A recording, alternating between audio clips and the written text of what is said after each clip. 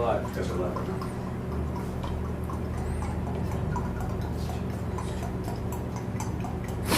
Do you want to connect to the TV? I feel like you were looking at the TV a lot last week. Yeah. We'll leave it off.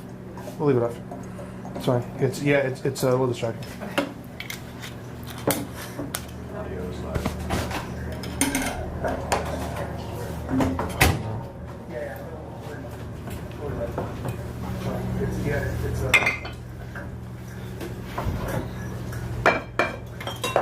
That's live? Yep. Okay.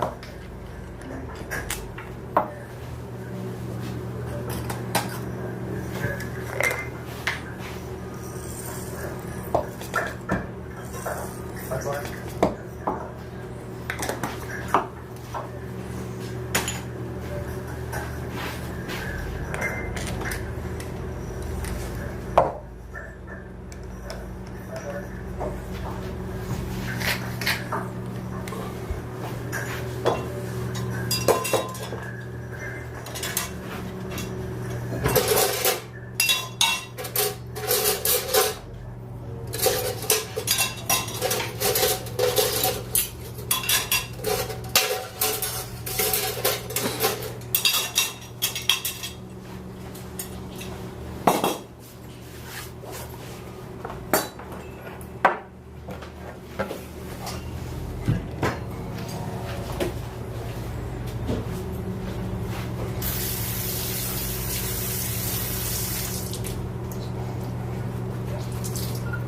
How many people lined up? How many people are waiting?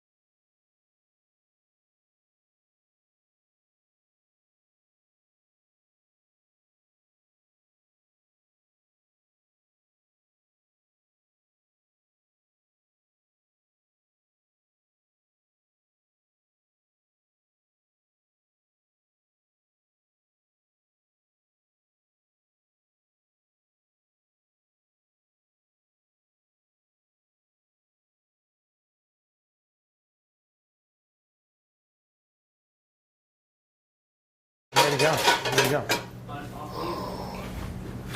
Yep. We're live. Live now.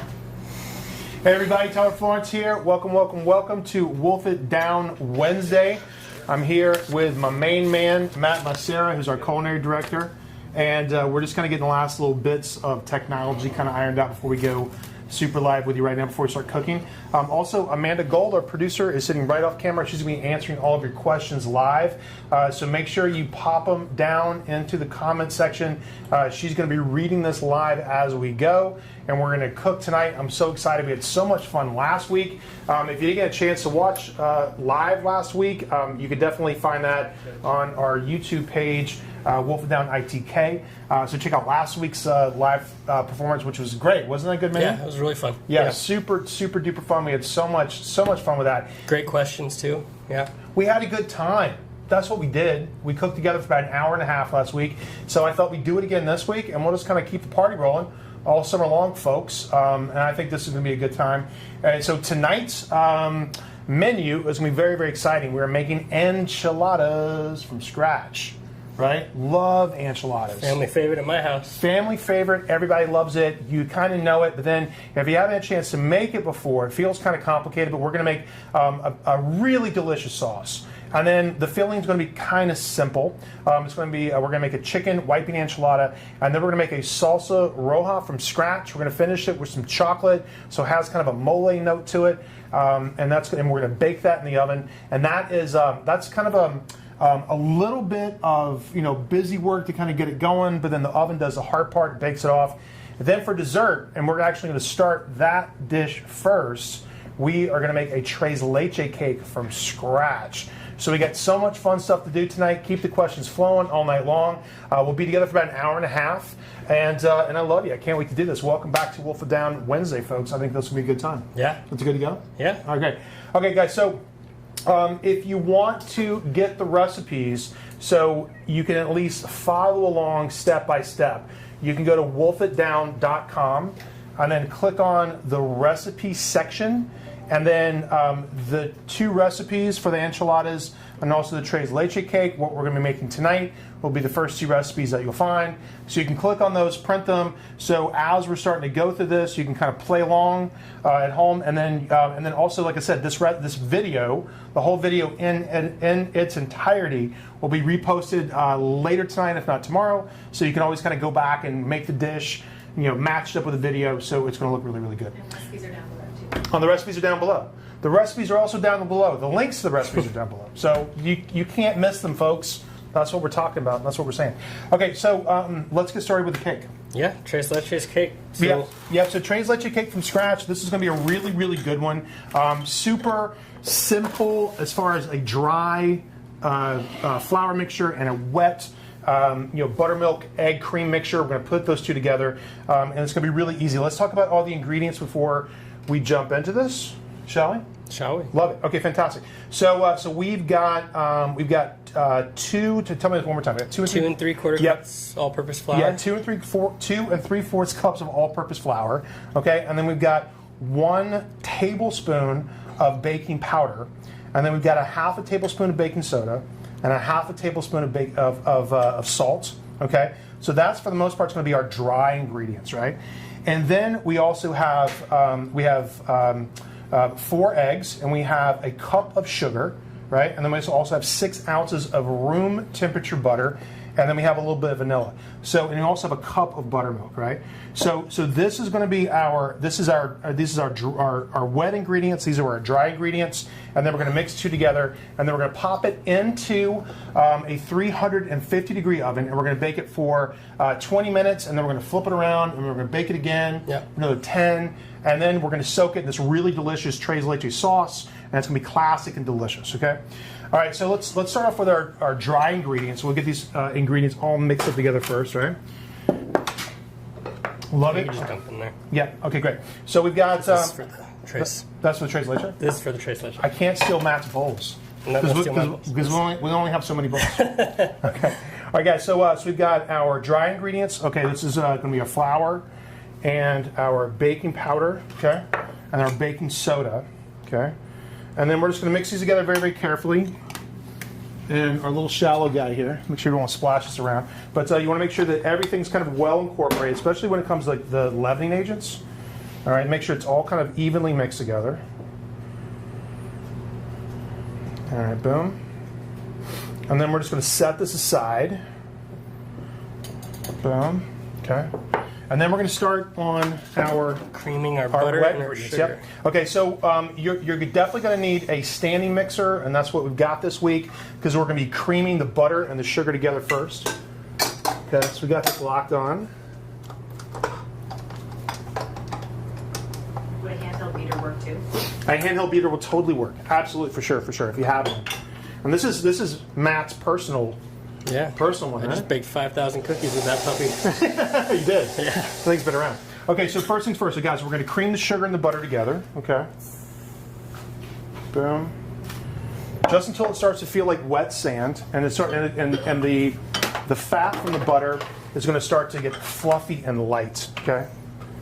So you start off on low. Don't want to throw this all over the wall. All right.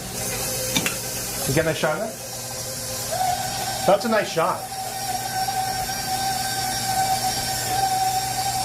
All right, we're gonna cream all this together. Once it starts to go for a little bit, we're gonna crank it up.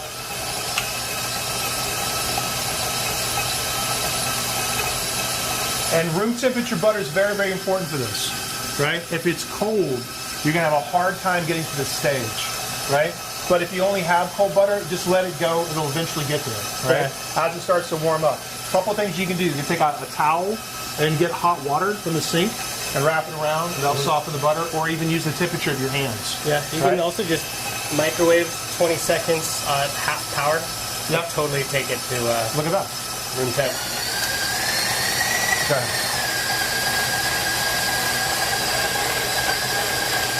I love it. So it's going to start to incorporate. All right. It's going to start to pull together, and it's just going to start to get light and fluffy, and that's what we're looking for. Yeah. All right. Essentially, the butter is going to start to dissolve the sugars, Yep. making it for like a more creamy texture versus a crumbly texture. Yeah. And it's going to pull together, and it's going to start to lighten up. All right.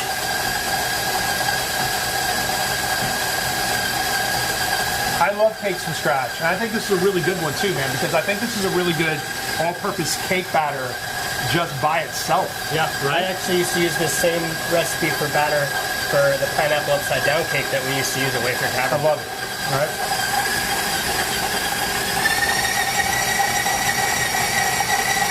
So see the transformation, right?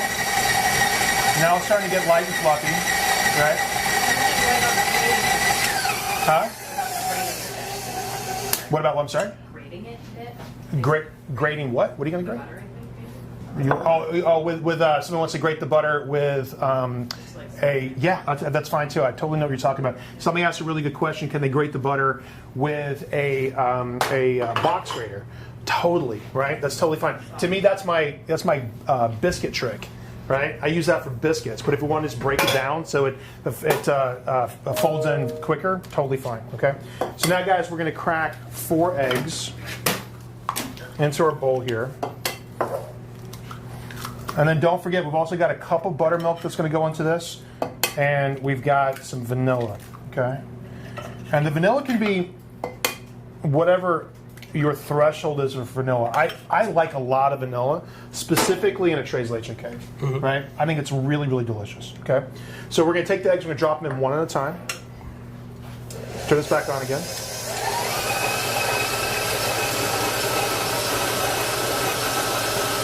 Boop. All right. And as soon as you start dropping the eggs in, it starts to take shape as a batter. Okay. 1, 2, 3, 4. Okay.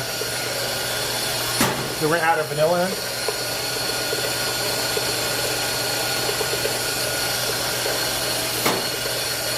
And now we're gonna pause for a second. We're gonna drop the bowl down, and then we're gonna scrape the inside of the bowl to make sure you get all of the butter, because you definitely can feel some solid pieces of butter. They're starting to kind of stick down to the bottom, all right? So make sure all that gets well incorporated. Pull it up one more time. and give it a good mix. All right. Yep. Okay. So we've got a special guest on tonight, which I'm very excited about. Rich Gold is live from Chicago, Connecticut, right? He's from Chicago, but now lives in Connecticut, right? It's his birthday tonight, right? So we want to say a lovely, happy birthday to Rich Gold. 75. 75, big 75. Congratulations, my friend. Congratulations. Amanda is such a guiding light with us. She's a fabulous, fabulous contributor. We've been together for a long time, and we're very, very lucky to have her. So thank you for her, right? So we're having a great time, and I want to wish you a very, very happy birthday, my friend. There you go. Very happy birthday. Now take a look at this batter real fast there, right? If you guys, can you get inside the bowl really good? Can you get a good shot? Right? Because this is, I think this is kind of, I love to watch cake come together in process, right? Because look how ribbony this looks, starting to look. It's starting to feel kind of thick, and you're starting to kind of get this real gorgeous batter texture, right? You're in good shape. This is going to be a great cake. I love this. Okay. All right. So now we're going to turn this back down to low again. Okay. And then we're going to start to mix in our dry ingredients. Again, guys, this is flour, baking powder, baking soda, and salt. Okay. And all the recipes are right below in the comment section, right, in the description. And so you can follow along at home, okay? All right, stir this together. Lovely. All right. Now, last but not least, we're going to soften this out with our buttermilk. We got a cup of buttermilk, right? Boom. You always use unsalted butter. Yes, for this. I always use unsalted butter. Yeah, to me, if you've got salted butter laying around your fridge, that's strictly for toast. Yeah. Do you use salted butter for anything else? No. Yeah, it's strictly for toast. Like, I never make that confusion. I don't buy salted butter. But if I do have salted butter, it's for bread only, right? Which I do love salted butter for bread. That's the best. And so is it, do you prefer the Madagascar vanilla? You know, I really like Crash Bang Bang. I love Mexican vanilla. I love Hawaiian vanilla. Madagascar vanilla is really great. Mexican vanilla specifically to me, because I've been in some of those regions before, is spectacular. I'm a big fan of that. Okay, so yeah, we're going to scrape one more time. Make sure we get all the sides nice and clean down. Make sure there's no little pockets of flour or no little pockets of butter left over. There shouldn't be anyway. But look at this batter. This batter is so great. Again, guys, this is a great all-purpose white, delicious vanilla sheet cake, to be honest with you, right? You can. This is an awesome cake. If you just want to bake this off in a sheet pan, load it up with whipped cream and berries for the summertime, you've got an awesome cake. It's a great recipe, okay? We're going to turn this into tres leche, okay? All right, here we go, guys. Boom. Okay, so all right, we've got our oven preheated to 350 degrees. Did I mention that earlier? I hope I did. No. 350 degrees. Get it on, all right? All right, very important you preheat your oven. Okay, what we're going to do is we're going to take this pan, 9x16 pan. We're going to spray it really, really, really well here. All right, so it doesn't stick when it comes out. So we're going to bake this cake, and we're going to soak the tres leche sauce in the same thing. So we're going to be cutting this out. So you want to make sure that you definitely get a chance to spray this really, really well so you can get out nice, clean pieces later. Okay? Now look at this batter. You got a nice shot of this? What's up, cake? Look at that. What's up, cake batter? This is a great recipe to make with your kids, right? It's foolproof. It's going to be perfect. And again, if you just want to get some fresh peaches from the farmer's market or get some fresh strawberries or even use frozen strawberries, who cares, right? And just make a little strawberry sauce, get some whipped cream. This is a fantastic cake just to serve for company. Or if you're having some nice folks over this weekend, or you want to have a good time with something and need a simple dessert idea that will feed some people, right? I think this will feed, what, 12? Easily 12. Easily yeah. 12 people, right? So you'll have a lot. This is a great one. And the cake batter is just delicious. Okay, so I'm going to spread this out nice and even. All right, give it a little tap. Make sure it's nice and flat in the bottom. All right, then we're going to pop this into the oven. 350 degrees. Okay, it's going to go for, I might got it in my hair. Did I get it in my hair? I felt cake batter hit my face. So this is going to go into the oven, 350 degrees for 20 minutes in the middle rack. And then after 20 minutes, we're going to flip it around for another 10. Okay, so it's going to be 30 minutes all in, 20 minutes, flip, and then 10. Okay, middle rack. Boom. Love that. All right, we've got a timer. Yep. All right, cool. So the next thing we're going to make is our caramel sauce, right? Now, the caramel sauce is absolutely delicious. Matt's got some really great sciencey facts for caramel sauce, which is always super cool to listen to, right? And this is going to be the sauce that goes on the plate. You also don't need this sauce at all to make the dish awesome. This is us kind of just showing off for you right now, right?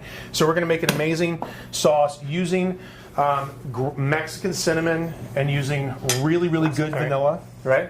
And we're going to make a caramel sauce from scratch just to kind of show you some fun technique. And again, this is a great sauce that has so many cool purposes for it. You can use it in so many different directions. This is like a great sub-recipe inside of all this stuff, but we're going to be plating our dish up tonight with that caramel sauce, and it's going to look and taste delicious. But again, not necessary. No. You don't need it. If you wanted to make like a traditional dulce de leche, Yeah. it's as easy as taking a can of sweetened condensed milk, Yep. taking the paper off of it, and then dropping it in boiling water. Which is old school. Old school, Yeah. for 3 hours. We used to do and that- essentially what happens is the sugars in the can caramelize the milk, Yep. and it does all the work for you. So we used to do that at a restaurant in Charleston, South Carolina called Magnolia's, right? So we had caramel sauce that we used a couple of vanilla. different directions. Yeah, I'm going to cut the vanilla. So 2 sticks of Mexican cinnamon is going to go in. And then we're going to take our vanilla bean. And honestly, I'm not sure where this vanilla is from. Did it say on the container? This This is vanilla happens to be Madagascar. from Whole Foods. It's Madagascar. It's Madagascar vanilla from Whole Foods. That's exactly where it is, right? Can we use regular cinnamon? Yeah, of course. Yeah, definitely. No doubt. All right, so we're going to take a knife. We're going to go right down the middle with this. All right.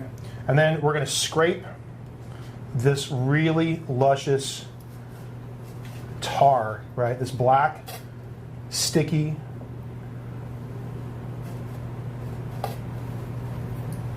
seed mixture out of all this vanilla bean skin, right? Look at that. All right, you see that?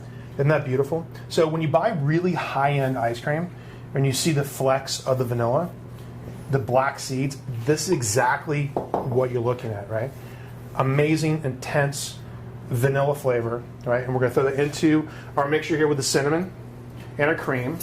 And we're just going to bring this up to a simmer first before we start melting the sugar down, right? Because we want this to come up to about 180 degrees. So we add this to our cooked sugar. It doesn't shock it the way like cold cream would, and it will start to seize up. If you've ever done that before, it's kind of a faux pas in the pastry world. You don't want to add cold liquids to hot sugars if you're making a creamy caramel sauce. You want to make sure that it's hot and tempered.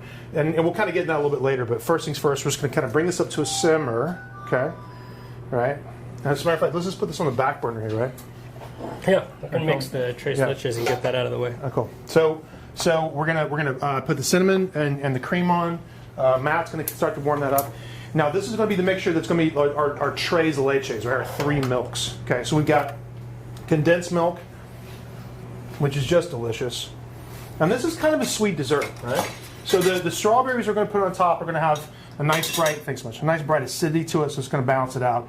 But this is definitely, tres leches cake is kind of like that anyway. But this whole dessert's a little on the sweet side, but I'm cool with it. Okay. Okay, so we got condensed milk, and then we got evaporated milk. All right, boom. And then we got half and half. Okay. If you don't have half and half, you can use whole milk as well. Absolutely. And when you tested this, dude, how much half and half did you use? 2 cups, that 2 whole cups, thing? the whole thing. Yep. Okay. So again, we're going to, once the cake is baked, all right, we're going to take chopsticks, and we're going to put holes in the cake, and then we're going to pour this delicious tres leches sauce over top of the cake. Because if you've had really good tres leches cake before, it's kind of wet, right? It's really, really moist, right? Almost to the point where it's kind of about to fall apart. It really has to have a delicious, deep creamy flavor and texture to it, right? So we've got our 3 milks, our tres leches, right? And then we're going to set these aside. All right, boom. Cool. All right, cool. A lot of watch left right now. You got a lot of watch left? Oh, for the Panerai? Yeah. You want something crazy about this Panerai? So I'm a watch guy. I don't really buy a lot of watches anymore because I have kids in private school. Suck my watch money out every year. I could be buying so many watches. This is one of 1,200 pieces, limited edition pieces that were made by Panerai because it's actually a right-handed model, right? Because if you notice, a lot of Panerais they'll have the crown on this side, right? So so when you twist it, but it would always leave a notch in my hand because I have 4 Panerais, by the way. So when I found this one, it actually goes on this wrist. I thought it was kind of cool because the crown is on the back side, it's on the left side of the watch versus the right side. So anyway, this is kind of a fun little limited edition thing. I like watches. I'm down with it. I think it's kind of fun. Okay, great. So now when it comes to making really, really good caramel sauce, right? For the most part, it's just sugar and water is the vehicle that's going to be cooking the sugar, right? So the water and also help it dissolve and cook evenly all at the same time, okay? All right, cool. So we're bringing this up to temperature, right? So we've got sugar and we've got water here, right? And a little bit of salt, okay? Boom. And we're going to take a spoon and just stir all this together. And then just let this start to cook, all right? Now, you see what I'm doing here as I'm stirring this together? And this is like one of those moments in the pastry world that probably gives a lot of pastry chefs fear when it comes to, a lot of home cooks too, when it comes to making a really good caramel sauce. Because you see the splash over here on the side, okay? So the splash on the side is one of those things that, I'm dissolving this right now, so you got to stir. But you don't want to leave that on the side because as it starts to cook, it'll start to harden, right? So what you want to do, am I doing this right? Yeah, you would do want me to show? Oh yeah, sure. The Matt's got a really great tip here, right? So take your clean hands, right? So just water. Okay. And then just clean down. You can use a pastry brush too. But a pastry brush will leave streaks, right? Streaks and sometimes I don't know. You can feel with your hands where the granules of sugar are. Exactly. And you can a lot of recipes call for you to constantly brush down the sides of the pot while you're cooking it. Mm-hmm. If you start with clean sides, you'll finish with clean sides. And I think that's a really good tip. If you start with clean sides, you're going to finish with clean sides. And I think that's a good metaphor for life. You know what I mean? If you start with clean sides, you're going to finish with clean sides. And the cake smells good already, my friend. Yeah, it does. The cake smells really, really good already. I'm loving this, right? Okay, so that's going to come to a simmer. Already added a little bit of salt to that. And just a rule of thumb with any caramel sauce you make, the water ratio is usually 3 to 1. 3 parts sugar to 1 part water. Yep. Again, like you said, it's just a vehicle to cook the sugar because it's all going to evaporate out. Right. Strawberries. Again, guys, if you have fresh strawberries, cool. If you have frozen strawberries, great. Peaches would be delicious with this. Blackberries, blueberries, whatever you got. This is what we kind of picked up today, right? So I'm going to take the strawberries. I'm just going to top them, right? And then we're going to cut these right in half. And these are almost on the edge of just being super ripe. And we're getting some dynamic strawberries right now here in Northern California. When you kind of bite it, when you cut them up open, and they're actually bright red all the way through end to end, we're almost there that part of the season, which is great.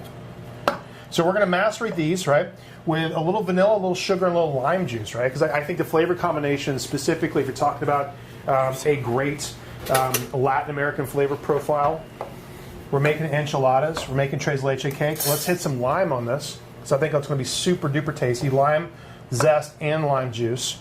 Nice and bright, really good flavor combination. It's almost going to have a hint of like a strawberry margarita. And then we're going to let these, that's not a good one. We're going to let these kind of just make their own sauce. And this is going to be just another really bright, juicy, acidic, sharp, gorgeous summertime flavor. That's going to go on top of our cake when we're later. So what we're doing right now is we're kind of getting all the dessert stuff out of the way, right? So in a couple of minutes, once we kind of get this banged out and we get the caramel sauce done, and I like to do this first in the kitchen specifically, right? So I want a clean kitchen when I'm making desserts versus having to do them kind of at the same time, because I'm going to start cutting up onions and garlic and chilies, and I really don't want to mix those flavors together. And so we're going to get the baking stuff out of the way. We're going to get the sauce stuff out of the way. And then that way, when we're done with the enchiladas, we're just going to plate up the cake and we're donezo, right? We've already pre-thought all this stuff, and we're ahead of the game, which will be great. Also a reminder, if you don't have a mat, keep an eye on the camera. Yes. And Don't walk away from your caramel. don't walk away from caramel sauce. That's a really, really good tip. Caramel will always burn and burn you. You got to be really, really careful with caramel sauce. Caramel sauce will burn you to the bone. That's another good tip with why you add the hot liquid to it, because if you add the cold cream to caramel sauce, you're just asking for You're asking for it. Eruption. It's going to splatter, and it's going to splatter on you, and it's not a good time. It's not fun. Okay, so we got these really beautiful strawberries. Again, whatever kind of fruit you got, it's cool. Vanilla, right? Sugar right on top of that. And then I like to add, bright acid to this because the acid will also help the sugar kind of break down a little bit. Your zest too. Yeah, thanks. So we're going to take our microplane here, right? And then we're going to pull the zest off. See how pretty that is? And if you got lime, if you don't have lime, oranges would be really, really good with this, right? Oranges would be great. I think lemon would be okay. You know what I mean? I think I'd do. Meyer lemon would be great if you have that, right? But any kind of orange would be fantastic. So we're going to get most of this lime. And again, there's always these really great sub recipes and all this stuff. This is a delicious little element for any kind of dessert you want to put together. Just like macerated, fresh strawberries with lime and vanilla. It's great. I mean, yeah, exactly. I mean, if you got some store-bought angel food cake, right? And you just put this on top, so you're making something. Yeah. I think it would be great, man. Someone says, what about scooting in some fresh strawberry jam, too? I think it would be a little sweet. So think about it for a second. So we've got the tres leche stuff. So with the condensed milk, it's got a lot of sugar in it, right? The sugar in the cake, the sugar in the caramel sauce. And so, and there's definitely sugar in this too, but I think strawberry jam on top of that, to me, starting to make my teeth hurt a little bit, right? So feels good. Feels like it might be a little sweet. Might be a little bit sweet, okay? All right, guys, so check it out. But hey, listen, if you want to do it, it's your cake, right? Toss these together. We're going to leave these out at room temperature, all right? So the acid from the lime and the vanilla, all right, it's going to start to pull out all the liquid, or most of the liquid, or some of the liquid from the strawberries. We're going to have a really nice strawberry sauce here that's going to be so good and so simple, and that's going to be another really awesome element for our tres leches cake. Boom. Okay. So, Matt, you got some fun stuff about caramel, right? So the stages of sugar as it starts to cook down. Yeah, and we're actually almost to what's called softball stage. It's 242 degrees, and you can kind of tell just by looking at it. Bubbles start to slow down. I don't know if I'm dating myself, but anybody that used to watch MTV Liquid Television, and they used to have the bubbles come up on the screen, I know you're talking that's softball stage. Liquid MTV. Liquid MTV Television. Right. Softball stage sugar. Perfect. But yeah, you don't want to put your sugar on high heat. Sugar likes to be cooked gently because the more rough you are with it, agitation causes crystallization, right? And so if you don't want to stir it right now, you don't want to mix it, because it's going to cause everything to recrystallize, and your caramel's done. You got to start all over. Preach, Matt. Tell them what's what. Agitation causes crystallization. You tell them. Yeah. Tell them, right? So a lot of people, when they start to get to the stage, they'll want to put something in it. I want to put something in it. I want to put a spoon in that, stir it up really, really bad. Don't do it. I'm not going to do it, right? Because been there, done that. And so the most important thing at this point is just to kind of let it do its thing as it starts to break down. So, and this is one of those moments. See, we're kind of locked and loaded and ready to infuse the cream here, right? And if you want to infuse the caramel with any other flavors, you wanted to make a basil caramel or a strawberry caramel, whatever, you don't want to put those infusion ingredients into the sugar because they're just going to burn, right? This is going to go over 300 degrees. Yeah. So what we want to do, we want to infuse the cream and then let the cream flavor the sugar. Exactly. So so now check out our cream here, right? It's all nice and infused. Cinnamon, vanilla, right? And so we've got a really, really nice steep here. And once we kind of get to a gorgeous amber color on our sugar, we're going to slowly pour this warm cream into the super scalding hot sugar. So you want to be careful about this, but it'll fuse together beautifully, right? And it'll stir together gorgeous. And this will be the same texture of a caramel sauce. If you're going to make apples to dip in caramel sauce, like around the holiday, right? October. Oh yeah, or just like that, like perfect like apples and caramel snack, like. That's it. This is going to be that same sort of like really gorgeous, pliable texture, and it's going to be gorgeous on top of our finished cake too when we're done. Somebody wants to know if you can put a thermometer in the can to measure how hot the sugar is. Yeah, you can if it's Yeah. a high temp thermometer. Right. You can stick that in there for sure. They're like an infrared thermometer. Uh-huh. So this one's. So yeah, we're about 230. Mm-hmm. Almost to liquid television stage. Almost a liquid television stage, right? We got a nice shot of this? Can we get bubbles? Yeah. I feel like I want to get a graphic of this of like liquid television. What's like the color you're going for? We're gonna go for like an amber color. Yeah. So it's not gonna be a super dark caramel where it's kind of like dark and bittery where you want to add a lot of salt to it, but it's not gonna be a blonde caramel that is really, really light. Right. It's gonna be right in the middle. Right in the middle. All right. I'm excited about this.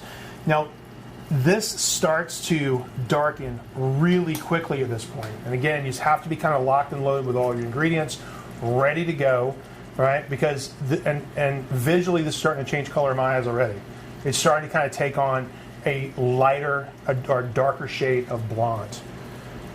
And it'll just get darker, and you'll start to smell it too. It's starting to smell like caramel sauce already. Someone said, have you ever used the straw trick with strawberries? What's the straw trick? Where you Expand upon your question, please, with the straw trick. I don't know about the straw trick. Tell me about the straw trick you speak of. Gianna, hi Gianna. Expand your question and tell us about this straw trick with the strawberries, because I don't know about that. That's your sister? Yeah.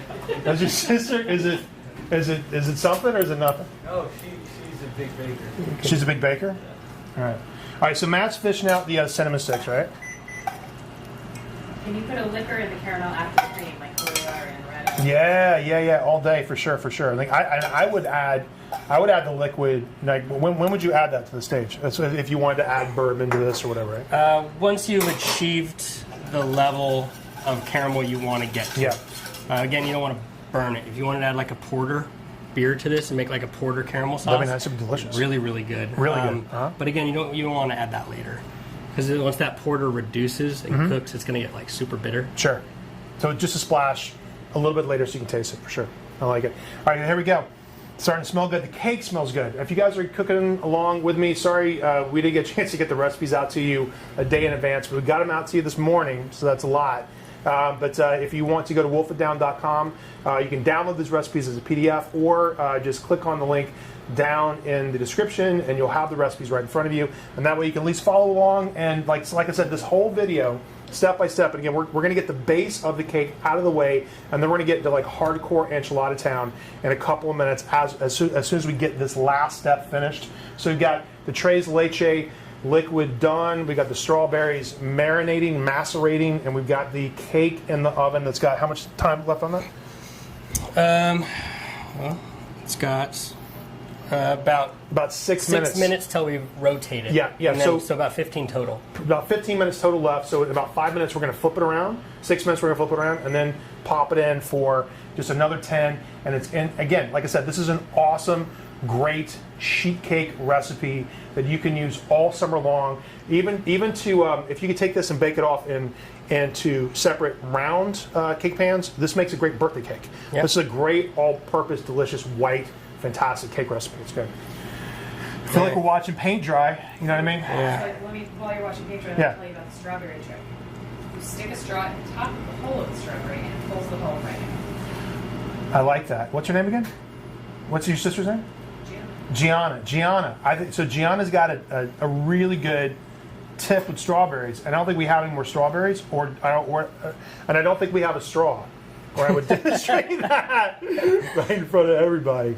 But I like that tip a lot. And I like the fact that you guys are giving us fun stuff to talk about and fun stuff to think about too, so that's good. I will definitely try that later at home with straws. While you're reading, do talk about your microplane a little bit. Somebody was asking about that. About a microplane?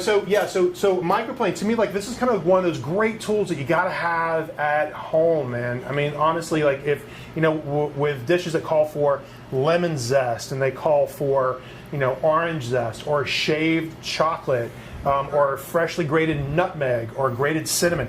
This is a fabulous, fabulous tool that was first invented as a woodworker's tool, right, for planing decks, right, for getting really, really super smooth, flat, blemish-free wood.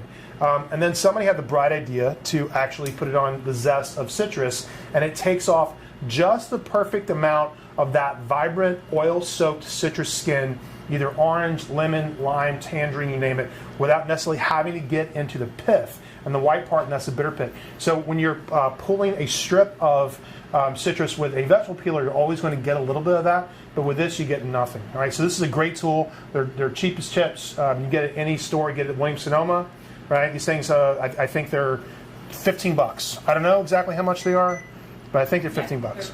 They're cheap. You got it. Okay, all right, so check it out. Here we go. We're getting close. We're getting close, folks. We're like 30 seconds away. It's getting very exciting. watching sugar start to caramelize. This would be like last week when I started whipping cream for 12 minutes. Yeah. Not the most exciting hour. But check out the color. Check out the bubbles. The bubbles are getting very, very slow. Okay? Very, very slow. All right? And this is the reason you have to add hot cream to that, okay? So you added cold cream to this, it would seize up, it would lock up. Just a little bit of time. Yeah. Just going around in circles. Isn't that cool? Nice job, Matt. Very, very nice. Is the infrared thermometer specifically for food? No. You could use this for anything. I mean, it's definitely... this one's built for food because you can switch between infrared or probe if you want to like check the inside of chicken. Yeah. Because infrared essentially just is surface area, right? Right. So this is good to go. So now we have fatten it, which like makes the sugars like a more elastic. So now elastifications. So now we can agitate it without it More elasticity. crystallizing. Right. Yes. So now we can stir it. Check it out. So Yeah. now we can stir this. You smell that though? Yeah, it smells amazing. I mean, almost kind of, you start to get these like little bourbony notes to it, right? I mean, you're getting this really rich caramel. Caramel's got a flavor. Caramel's got an aroma. There's also a little salt in this too, so it's going to have a hyper flavor to it. But look at this texture. Now, see how wonderful and thick this starts to feel. Now, this is going to start to look like wet paint, and then a little bit later, it's going to have this really wonderful drippy, super drippy caramel texture to it. And this is gorgeous, guys. Yeah. So I'm stirring all this together. I'm gonna cool off just for a sec before you add that plastic bit, but isn't that pretty, man? Nice color. See how it's starting to settle? I mean, it's getting darker as we're stirring.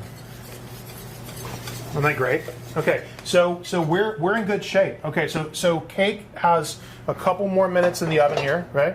Our tres leche liquid is finished. Our strawberries are macerated. And again, super important when you're making a dessert for a dinner party, go ahead and get it out of the way, get all the elements out of the way before we start putting any kind of onion or garlic or chili on this cutting board. Because can I tell you, I almost got fired for that when I was a kid, right? So I was a tournade chef at Oriel in New York City when I was probably 22 years old. So that's the position that kind of flanks off the sous chefs. I would cover all the sous chefs' days off and cover kind of every other position, right? And Charlie Palmer, who's a legendary, great influence and mentor of mine, he walks down the pastry kitchen, and I'm covering a pastry sous chef's day off, and I can't remember exactly what I was making. But it was probably like a really fine, like julienne of citrus peel for an intricate dessert, right?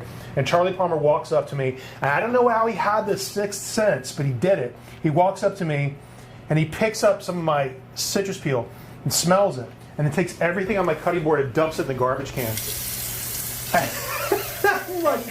I'm like, well, why? What did I do to smell your cutting board? and my cutting board smelled like garlic. And he knew which cutting boards were supposed to be in what part of the kitchen.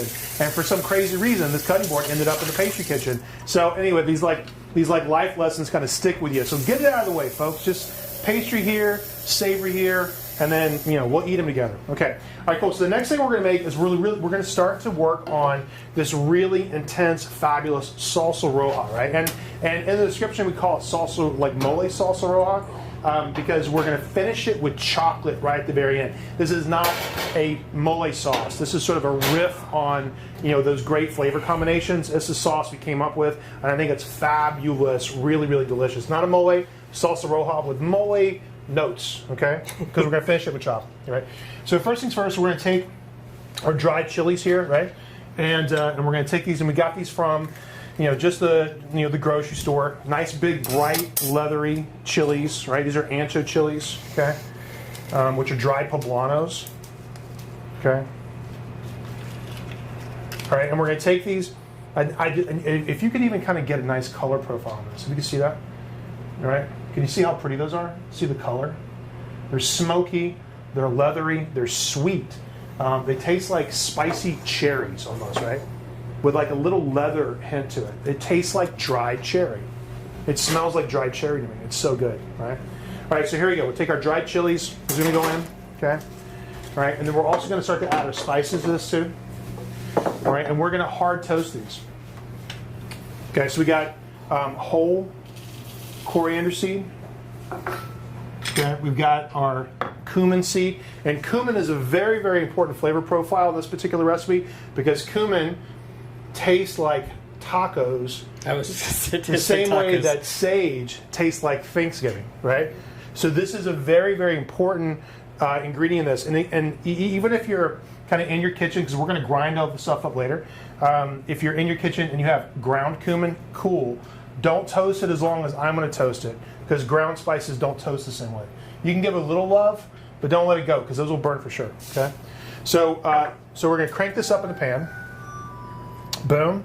Okay, and we're going to let this start to kind of toast a little bit, almost till it starts to smoke, right? And especially with dried seeds like that, because when they start to dry, they'll lose their moisture, their water moisture, right? Because these were actually part of plants, right? So the coriander seed, this is a cool little bit, right? So a coriander seed is actually the seed pod of a cilantro plant, right? I don't know if a lot of people know that, but what happens when the dehydration stage, right? So these get dried out, but what they still have in which is really, really interesting, is essential oils, right? So these are dried, but they're still a little oily, and what we want to do is release the essential oils because it smells good already. It smells good if you just crush it and smell it. So when we toast it, when you're toasting dry seeds, what you're doing is releasing and warming and refreshing the essential oils in those seed pods, and you're just going to release aroma, right? You're going to release delicious, fantastic aroma and all this, and it's going to smell great. And if it smells great, it's going to taste great. Okay.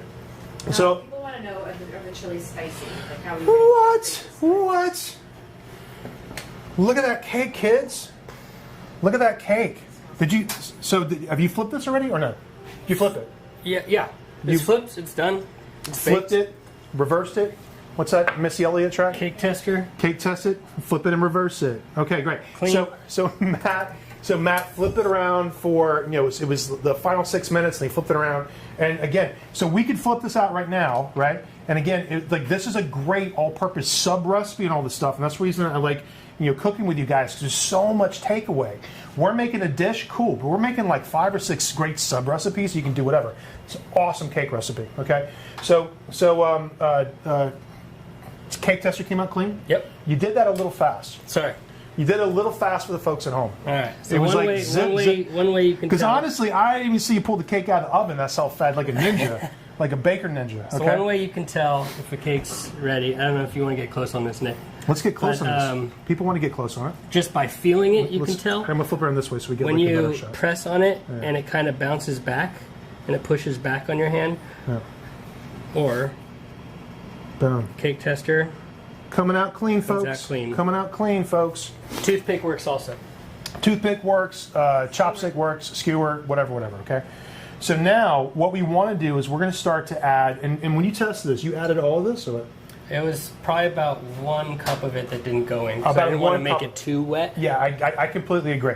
Right, so Matt, I know this reason, like, we have such a great relationship. He was texting me at like 10:30 last night with like tested shots of this. And this is such a great recipe. So Matt takes my wacky ideas and makes them come to life. Okay, so we're going to take a chopstick, okay, and we're going to just kind of create some holes here because we want the texture of this to start to soften with our 3 milks, our tres leche, right? So we're going to soak this milk inside this cake. Man, this kitchen is popping with aroma right now, man. I mean, it's just starting to smell really, really good. We should start. Someone gave a tip that if you don't have chopsticks, use the back of a wooden spoon or a wooden dowel. Yep, I think, well, and that might be a little big, right? And so someone had a really good tip using the back of a wooden spoon. To me, I think those holes might be a little big for this. Fork even works. Yeah, fork would be great. Anything that would be sort of a narrow, long, deep hole, because you want to go all the way down to the bottom of this. Okay. And then the texture of this, as it starts to soften, because you got great structure with the cake itself. As it starts to soften, it's going to feel like pudding. Are you ready for this? You got to get shot for this? Coming in, hot kids. Okay. All right, you ready? Going in for the drippy drip. Going for the good stuff. We'll get the cake. We're going for the cake. Boom. Here we go. Okay. So now we're going to take our 3 milks, right? Again, this is half and half. This is condensed milk and evaporated milk. And all 3 of those things collectively, again, if you don't have half and half, you could totally use whole milk. And I like that too just because it softens the sugars of all these things because evaporated milk and condensed milk are hella sweet. Hella sweet. As I like to say here in Northern California. Hella sweet. And then the half and half kind of neutralizes a little bit, right? So as we start to soak the cake, right? The cake is going to take on the texture of almost like, remember like tiramisu, right? You know, it's just like super soft and like a pudding. Yeah, like custard, right? Somebody said, do you soak your cake while it's hot or do you soak yours while it's cold? I know a lot of pastry chefs that don't do it hot because the cake is still moist as it comes out of the oven. Thoughts? So that's a great question. We're doing this hot for the sake of time. Repeat the question. Okay, so the question is... Maybe somebody didn't get... Because Amanda's not mic'd up. Question is, do we soak the cake while it's hot because there's still a lot of moisture in the cake after it just came out of the oven, versus letting it completely cool and then soaking it? That's the reason why we're going to have some liquid left over. Yeah. Because it's not going to need all of that liquid. And also for the sake of doing this in an hour and a half versus a lot of traditional tres leches cake has to be soaked overnight. Yeah. But this is a spin-off. We're gonna make this quick. But to me, when you're making desserts in a restaurant, right? You almost have to think those things through as far as baking a bunch of cakes and then soaking it when it's probably not hot anyway. But for this, because as this starts to cool, and again, this is a great recipe for 12 people at home. This is a fabulous, fabulous technique because you've got great structure with the cake itself, and then when you add the cream to it, it's just going to soften like a pudding, but still going to be firm enough to cut into a square, right? Mm-hmm. And that's what I like about this. So you can't go wrong either way, right? And to me, like I like it when you kind of get cooks together because everybody's got their little angle on it, right? I mean, how they make it and kind of what they do to it. I love it. Okay, so cool. So now, for the most part, we've got all of our bits and bobs for our tres leche cake kind of baked out, and it's definitely sort of a relaxing part of the recipe. And we've still got enchiladas to make for sure, but desserts in the bag, kids, in the bag. Let's take a look at this. Now this is starting to smell kind of spicy, right? Starting to smell kind of spicy, right? We're getting a little slight smoke off the top of this. And talk about the range of spice of those two herbs. Yes. Okay. So again, these were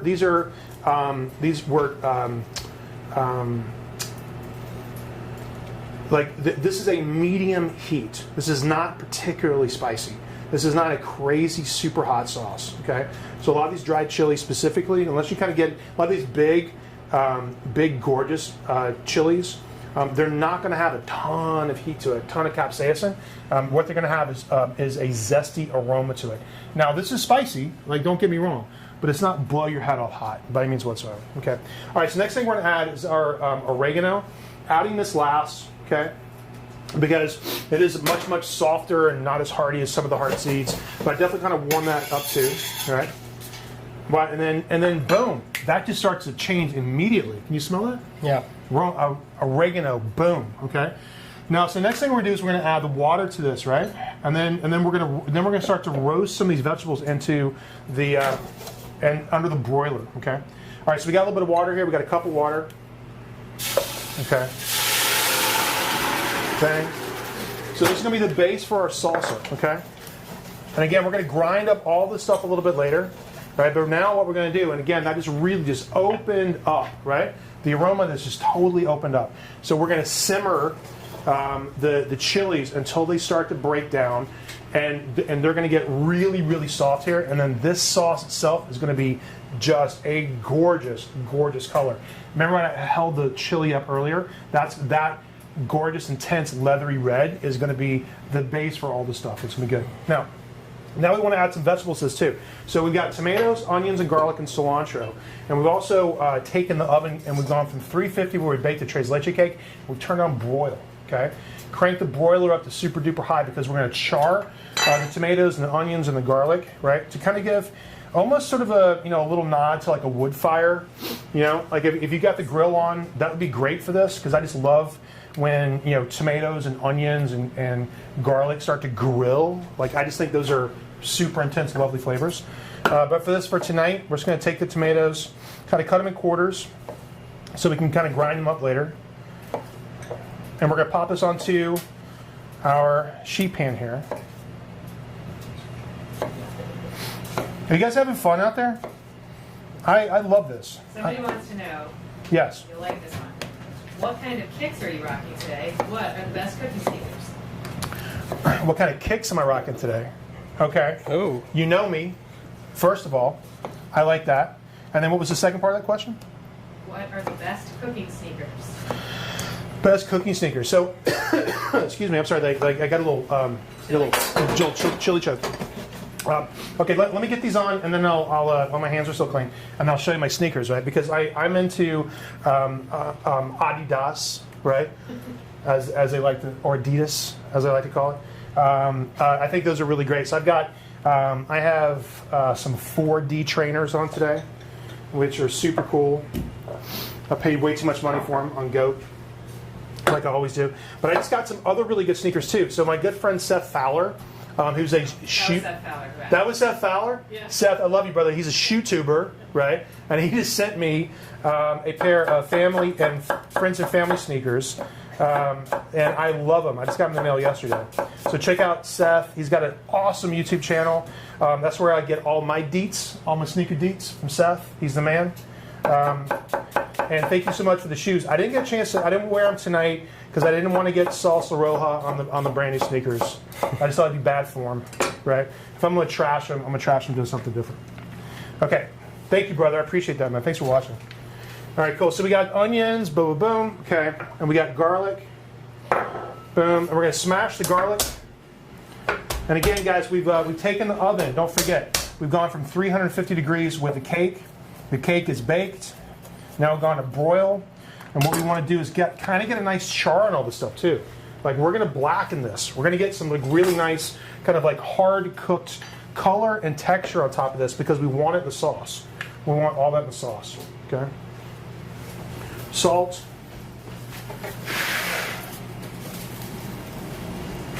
We're going to add some olive oil to this. Boom. I'm going to put this on the back. Yeah, great. Okay, cool. Will you show them what it looks like right now? All right, get a little shot on this. Okay. So you guys can see what it looks like on the inside. See it? Okay, so it's starting to cook down a little bit right now, right? I just think all these steps, if you've never like done this from scratch, okay, so this right here, this is the extraction, brother, right?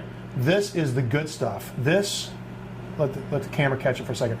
This water, chili, coriander seed, and cumin extraction, this is, again, the base flavor of all this stuff. And this is going to be where all our aroma and all the flavor profile is going to start right there, okay?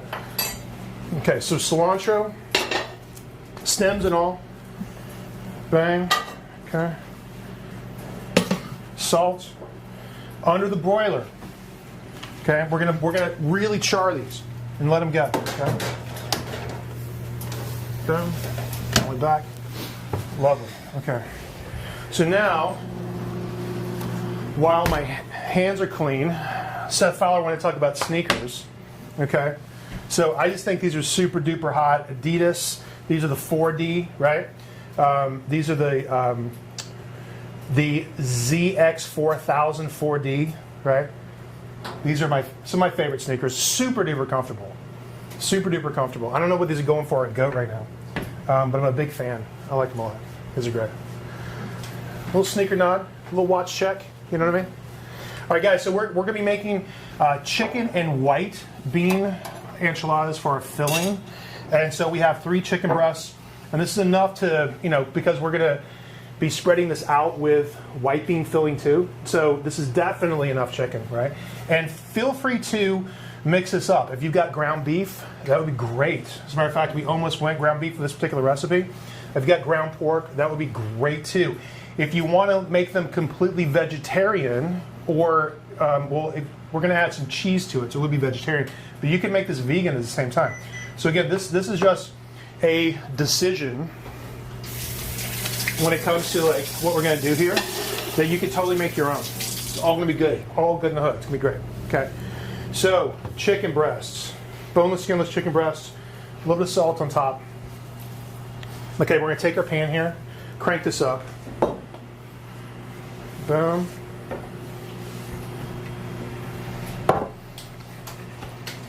And we're going to wait till we get a nice slight smoke on this. And then we're going to drop our chicken breast in, and we're going to flipsy, right? We're going to like real nice color on one side, real nice color on the other, probably 2.5 minutes on each side. And then we're going to take the chicken when it's cooked, and we're going to add it to a bowl of just really good canned cannellini beans, right? And again, that could be black bean, that could be kidney bean, like pinto bean, whatever you got laying around. We like the white bean for this particular recipe. It looks pretty, it's nice, good tasty, good protein. But whatever you want to do, okay? But the bean is important. Yeah. Right? The bean itself is important. It's good texture in there. Oh, it's so creamy. It's so nice. And it's got a good mouthfeel, too. It's thick. Okay, so we got this on high. We're going to wait till you get a little smoke. Now, this is actually a really good tip when it comes to sauteing anything, right? So you definitely don't want to put protein, especially cold protein, straight out of the fridge into a hot pan unless it's super hot, right? Because what will happen is the protein will fuse to the pan. See the smoke coming off of this? And now we're in good shape. Also right? dry protein, right? Dry protein too. Thank you very much. So thank you. Really good tip. Paper towel on top of this. So sometimes you'll take chicken or pork chops out of the package and they'll feel a little damp. Mm-hmm. Blot that off before you put it in, because the liquid will steam before the protein will start to sear, and it'll stick, and it'll be an uneven color profile. And brown is the way to go. Okay. All right. See, that doesn't stick. Isn't that wild? Okay. These are also great pans too. Someone said they have not been using enough oil when they sear. So can you talk about how much oil you use? Yeah. All right. Listen, I go through a lot of olive oil around here. I'm not going to lie, man. It is what it is. I don't care. There's a lot of olive oil. There's no short of olive oil. We're on an olive oil drought. I'm using it. I like it. Right? I'm not sure what kind of pan you have. So these are really good pans from our good friends at Made In, startup company out of Austin, Texas. Fantastic stuff. They sent us a kit. They sent us the executive chef kit. The executive kit, right? So we had this is a 12-inch saute pan. They sent us an awesome. Check this out. This is an awesome, really, really bomb non-stick omelet pan that they have too. I think the stuff is great. The caramel pan was also caramel made in. pan. This is made in all day. All this stuff made in all day. I like it a lot. Great company. We don't have an affiliation with them or anything, but like you're sharing the love. I think they're making just awesome, great stuff right now.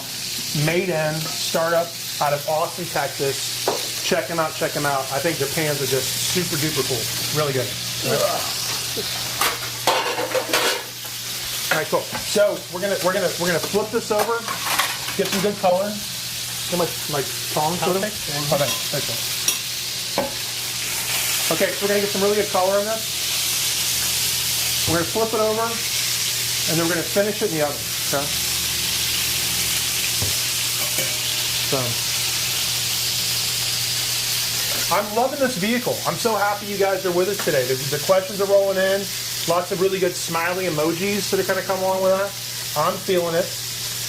Because to me, I think when these kind of things happen, the pandemic, COVID, people will retreat, right? And it's healthy to start to retreat. But at the end of the day, I think it's given us this opportunity to connect with everybody on a much, much more personal level in a way that we would have never had time to do, honestly.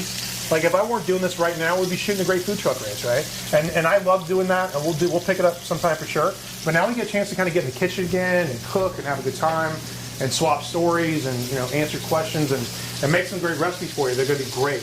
Like Matt and I put so much work into making sure all these recipes are so well tested, right? Sloppy recipes are terrible, am I right? Yeah. Because if you make it and it doesn't work, What's the point? and I'm not trying to call anybody out in the culinary world, doesn't test the recipes, but you know you are, right? You know you are. Like you can't just come up with something off the top of your head, put it on paper, and sell it. You got to make it a couple of times and really finesse it, because people at home, they're going to make this, right? Look at that, isn't that pretty? Gorgeous, kids. Oh. They're going to make this, and it's got to work, okay? Got to work. All right, really good sear on top of this, guys. And then, like I said, we're going to, 2 minutes on one side, 2 minutes on the other. We're going to finish it in the oven while we start to work on what are we doing next? And we're going to finish Avocado? the avocado crema. Okay, good. Yeah. So it's actually going to have two sauces. It's kind of a fancy dish tonight. Okay.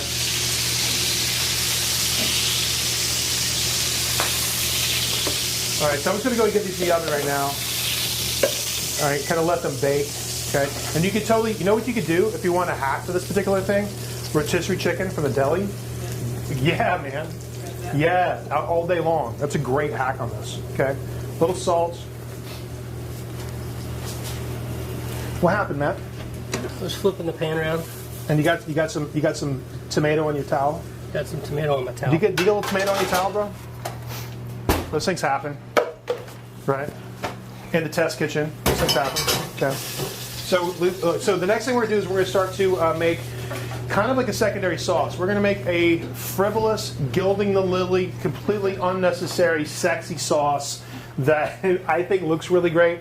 And this is also really good on nachos and really good as a sandwich spread. That's a really good crudité dip. You know what I mean? Like, so that again, Fish taco drizzle. yeah, fish taco drizzle, great fish taco drizzle, right? So for this particular recipe, we're making an avocado crema. It's two sauces for this. So it's the salsa roja mole, right? And then the avocado crema, which is basically just avocado and sour cream and lime pureed together until it's nice and thick and fluffy, right? And that's it. And that's going to be gorgeous dollops on top of the whole thing right at the very end. Again, you don't need it. It's just this is me showing off. This is me bored at home. You know what I mean? Trying to show you what's what, doing something cool. And we're going to make a secondary sauce. You almost cut me, man. I got you. That was I'm a ninja. That was fast. That was super fast. Okay, so what we got? We got 2 avocados. All right, like these a lot. All right, and thank you, brother. Appreciate that. Thanks. All right, so we're going to pop these into food processor, right? Yep. Okay, thank you very much, man. Okay, so this is a really good tip when it comes to taking the pit out of an avocado. I feel like this is definitely one of those old school tricks. If you've seen it, you've seen it. If you haven't, where you've been living under a rock, right? So you take the knife, you go all the way around. I'll do one more so you'll be able to follow it. And you crack it open like a book, right? Now this is where you have to be careful. If you're not super confident with your knife skills, put it on the table, right? But then take the blade of the knife, tap the pit, give it a little twist, and then the pit comes out super duper clean. And then you got the avocado. And then what we're going to do with this is we're going to scoop them out with a nice big fat spoon, and it comes out really clean, okay? Again, from the top. Knife goes in from the top side of the avocado down to the pit. And then you're going to roll this around till you get back up to the top again. Take the knife out. Take this, give it a little twist, bang, opens up like a book. Put the avocado down, give it a little tap, twist, pit comes out. Clean avocado, right? Now how do you get it out? Take a spoon, right? Now what you want to do is you want to take the spoon and begin to kind of trace one side of this, one side of the skin, the hull, okay? And then we're going to go all the way down, and depending on how ripe this guy is, all right, he'll flip right up. Is that impression? Always. Someone wants to know how you got such a dope haircut during the pandemic. Somebody wants to know how I got a dope haircut? Lorenzo Rauch. Is that your hairstylist? I cut it myself. I'm a good tipper. I'm a good tipper, man. That's how I got to get a haircut. What's your best tips on how to pick the best avocado? I think you got to get good avocados from good sources, right? I mean, definitely get it from the grocery store. I mean, Haas avocados are kind of prolific here in North America. That's kind of what you're going to get. All right, we're going to do it way over here. Let me pull it in. We don't have the cord Oh, won't length. reach. Okay. What? This is it. We got a stubby cord. We got a stubby cord. Okay, here we go. Come with. There we go. We have the technology. It's like the $6 million man. We can't rebuild it. Do you know what the $6 million man is? You probably don't. Do you know? No. Nope. I like it. I got your Liquid MTV pop culture reference. That's about my stretch. Okay. Avocados in the bottom of a food processor. This is really great, just good, full fat sour cream. Okay. Bang. Lime juice. Salt. That's it. This is an awesome, awesome recipe. Again, fish tacos. A good sandwich spread. Really, really great. This on a turkey sandwich? What? Right? This would be a great crudité dip for all that fabulous produce that you got from your CSA box. Okay. Start. Power. We got power? Yeah, put the power button. Power. We got power? Oh, there. Now we got power.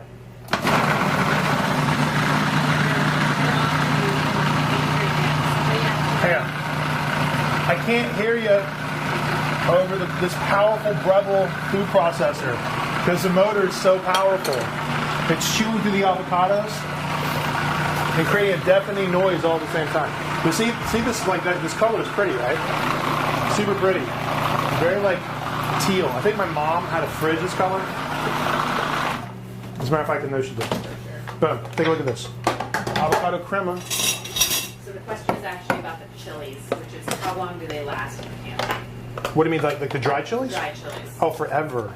Forever. Yeah, forever. All right, guys, look at this. So this is our secondary sauce. Okay, avocado crema. Okay, almost like a pudding. You see that? I'm gonna drip.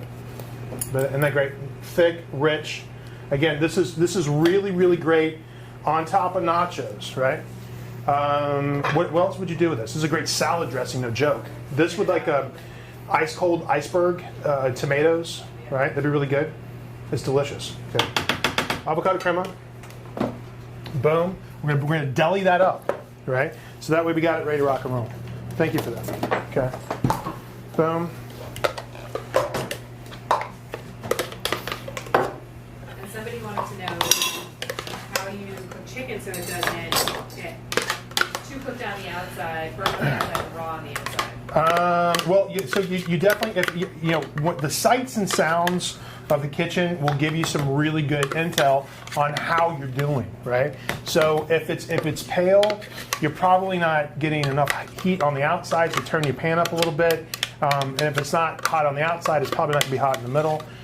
But you know, when it's golden brown, delicious, it's starting to kind of cook all the way through. How you're really, really going to know if it's cooked all the way through is with an instant thermometer. Okay, one of these guys right here. Again, super cheap. You can pick it up at one Sonoma. These things are great because you know, right? So if you want to hit an internal temperature with chicken itself, around 150, 55 degrees, right? They say 160, but once you get to 160, you're in full on dehydration mode. You're just sucking moisture out of it, right? It's cooked at 155. It's drying out at 160. Okay, so right now we're at 112, 111 degrees. So we're not quite there yet. Okay, 132. That's a smaller piece. It's cooking faster. Okay, 135, 137. So I think we got a couple more minutes in this, but I mean, feel my confidence, right? Feel my confidence, right? So that question came in, how do I undercook it, not overcook it, whatever it is, right? All right, and now we just figured it out, because when you know, knowledge is power, my friends. That's how you know.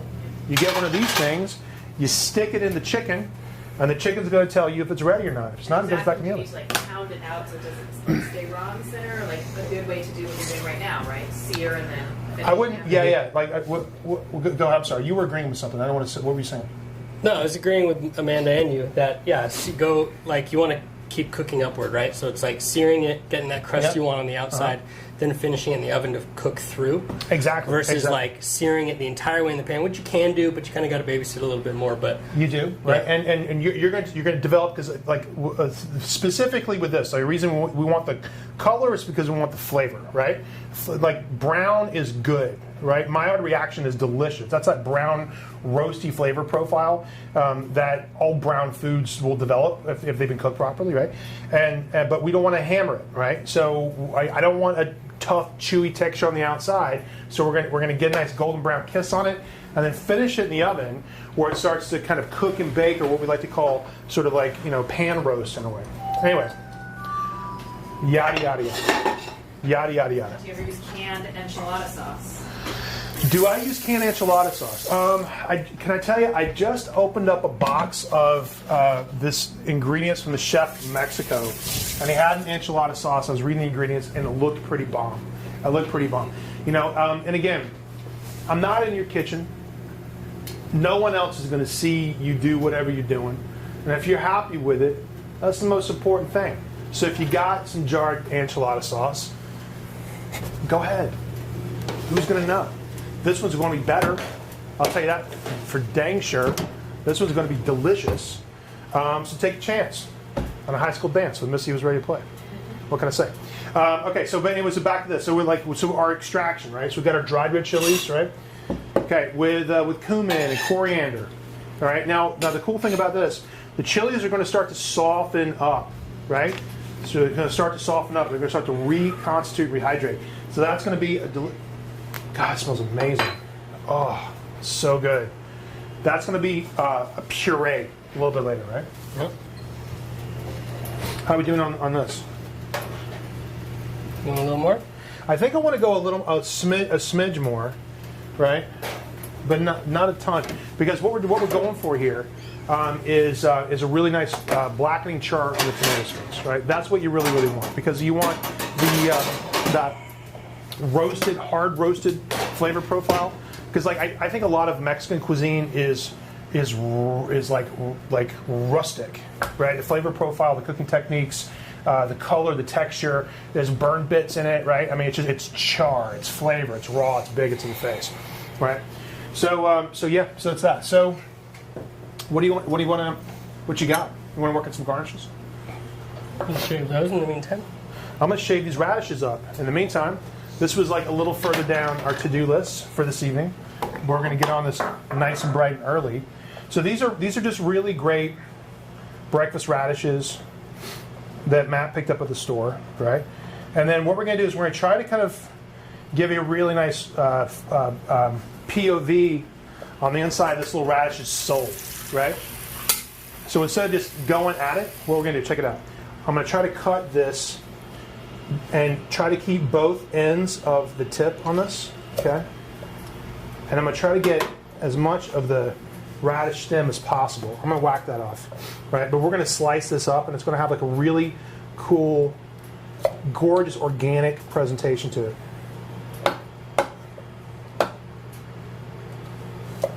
Now we're going to use a mandolin. Now, if you don't have a mandolin, no big deal. You can just chop these up in little crispy little sticks. It'll be great. If you got one of these things, this is a fun tool to have. It's also a little on the dangerous side. I have scars. Yes. Someone asked a good question too. What temp is the oven when you put the chicken in the oven to finish it? Okay, so the oven's on broil, right? So the oven's like super duper hot right now, and we're just letting that chicken breast go along for the ride. Like normally you wouldn't do Well, I mean, normally, what's Go like what's 375, 400. Yeah, 375, 400 is a really good temp on that. But what I have, also broiling the vegetables for the sauce. well, I have Yes. the broiled vegetables I have on the top rack, and I put the chicken on the bottom. Since all the heat's coming from the top, it has the most protection down there. Yeah, totally. That's a little thick. And then when you remove the chicken, how long will it continue to cook? The chicken will continue to cook for the better part of 10 or 15 minutes, right? Subtly. Right? It'll be screaming hot as you're starting to pull it out. Oh, this thing, what is going on with this thing? There we go. Good. That's a little too thick. I'm making adjustments here. I don't know if I like this thing. Wow, there you go.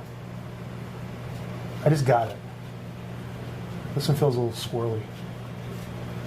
Okay. There you go. Ah, okay, good. I just figured it out. So you hand slide the gate here. Okay, great. Don Lemon said, do I need a tight black t-shirt when I'm cooking now? Don Lemon, my brother Don Lemon, you definitely need a tight black t-shirt when you're cooking in the kitchen, man. Always, my friend. Thank you for tuning in. I love Don, man. He tells it like it is. He is a patriot. He's an American. He's a great dude. We hang out on house party all the time. It's awesome.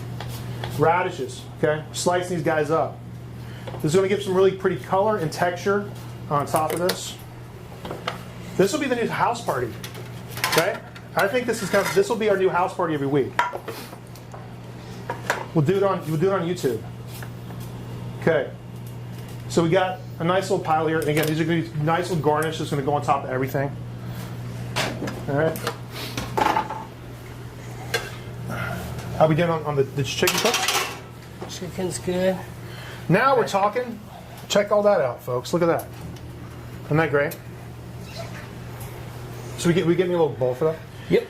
Now see all this stuff right here? Charred skin, right? Cilantro, onion, garlic, yumminess. All this really, really good pulpy vegetable flavor. That's what you want, okay? There's nothing wimpy or French about Mexican cooking, right? This is not delicate. This is raw and deep, okay? So we're going to take all this stuff, all this great vegetable profile. We're going to add this straight to our base sauce here, our dried chilies, okay? Our anchovies, all these onions. What's your favorite type of radish? Typical radish, watermelon, purple, and Great question. Watermelon radishes had a moment, don't you think? Weren't watermelon radishes so 2018, right? Pickled watermelon radishes and watermelon radishes everywhere. I mean, I got hot on them in like 20. When'd you get on that train? 2013. When'd you get on that train? Check it out. Okay. So now we're going to give this a stir. Now we're building up layers, folks. Layers, layers, layers of our salsa roja, right? Onion, garlic, dried ancho chilies. Okay. And ancho chilies are just poblanos, right? So if you get this bright green poblano peppers, you dry them out. Bada boom, bada bing. They're ancho, right? Now this smells really, really, really good. This smells really, really, really delicious, right? So we're gonna let that simmer for a couple seconds, and we're gonna pull out the hand blender and we're gonna buzz it up. Buzz it up with our tight black t-shirt, Don Lemon. I like it. All right, cool. We should do this next? Yeah. Okay, good. I feel like I want to let this kind of come together for a second. I feel like I don't want to rush it. Okay. You know what I mean? I don't want to rush it. You got a question? Can we stretch it out? Well, by the way, that was Lorenzo that asked. Oh, okay. Lorenzo. Lorenzo's in upstate New York, right? Am I saying right, Lorenzo? Or Lorenzo, right. Oh, okay. Well, thank you so much for that. I appreciate it. I did get a good haircut. I cut it myself. You know what I mean? Can we go with this? Should we go with this? Let's go with it. I'm going with it. We're going to buzz it up. Hand blender, okay? This is a foaming from Breville. Okay. You can plug it in. Okay, here. Let's do this just right. You get a better shot of this. Boom. just gonna do this right in front so we get a good top-down shot too. Top-down shot. There we go. Let me center it up for you. Up, over. To the left. Sorry, that's good. That's good. That's good. That's good. Okay, here we go.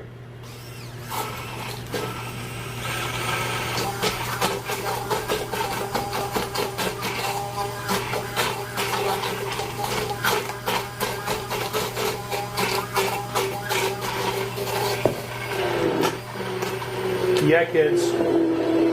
Yeah, that's the grind we're looking for. Yeah, look at this. This is rad.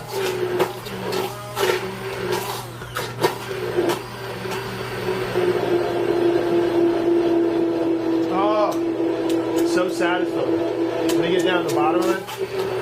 Don't you love these hand blenders, right? They're so great.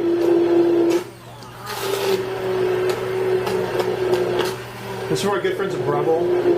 They send us stuff. I'm not against that. I'm not against free stuff. You're welcome. All right. Can you do that in a regular blender? Yes, you can totally do this in a regular blender, without a doubt, right? However you like to break stuff down, that's the best thing to go. I like using one of these things just because it doesn't have that many bits and pieces and parts to wash later. All right, so check it out. So our sauce, our enchilada sauce, is done, right? So whoever asked the question earlier, can they use a jarred sauce? That's between God and them. That's between you and your God. You know what I mean? That's between you and the grave, right? Nobody's gonna know, but it ain't this. So there's that. Someone wants a Wolf It Down t-shirt and someone wants a Boom t-shirt. I like that. I can do boom. I can do both of those. Boom! Oh. That's so good, man. That's so good, so complex, and so big, and so rich, right? I love it. Okay, so now we're going to balance this out. Again, this is not a mole sauce, but it kind of takes the idea of adding cocoa fat, which is kind of big in like the Oaxacan region of Mexico. And this is just going to deepen the whole flavor profile, okay? This is, 68% chocolate? Dark That's chocolate? 68%, yeah, half a cup 68. Half a cup of 68. We're going to add some salt to this. That's sugar. Sugar, my bad. We're going to add sugar to this. Thank you to balance it out, right? And then we're also going to add lime juice to this. Okay.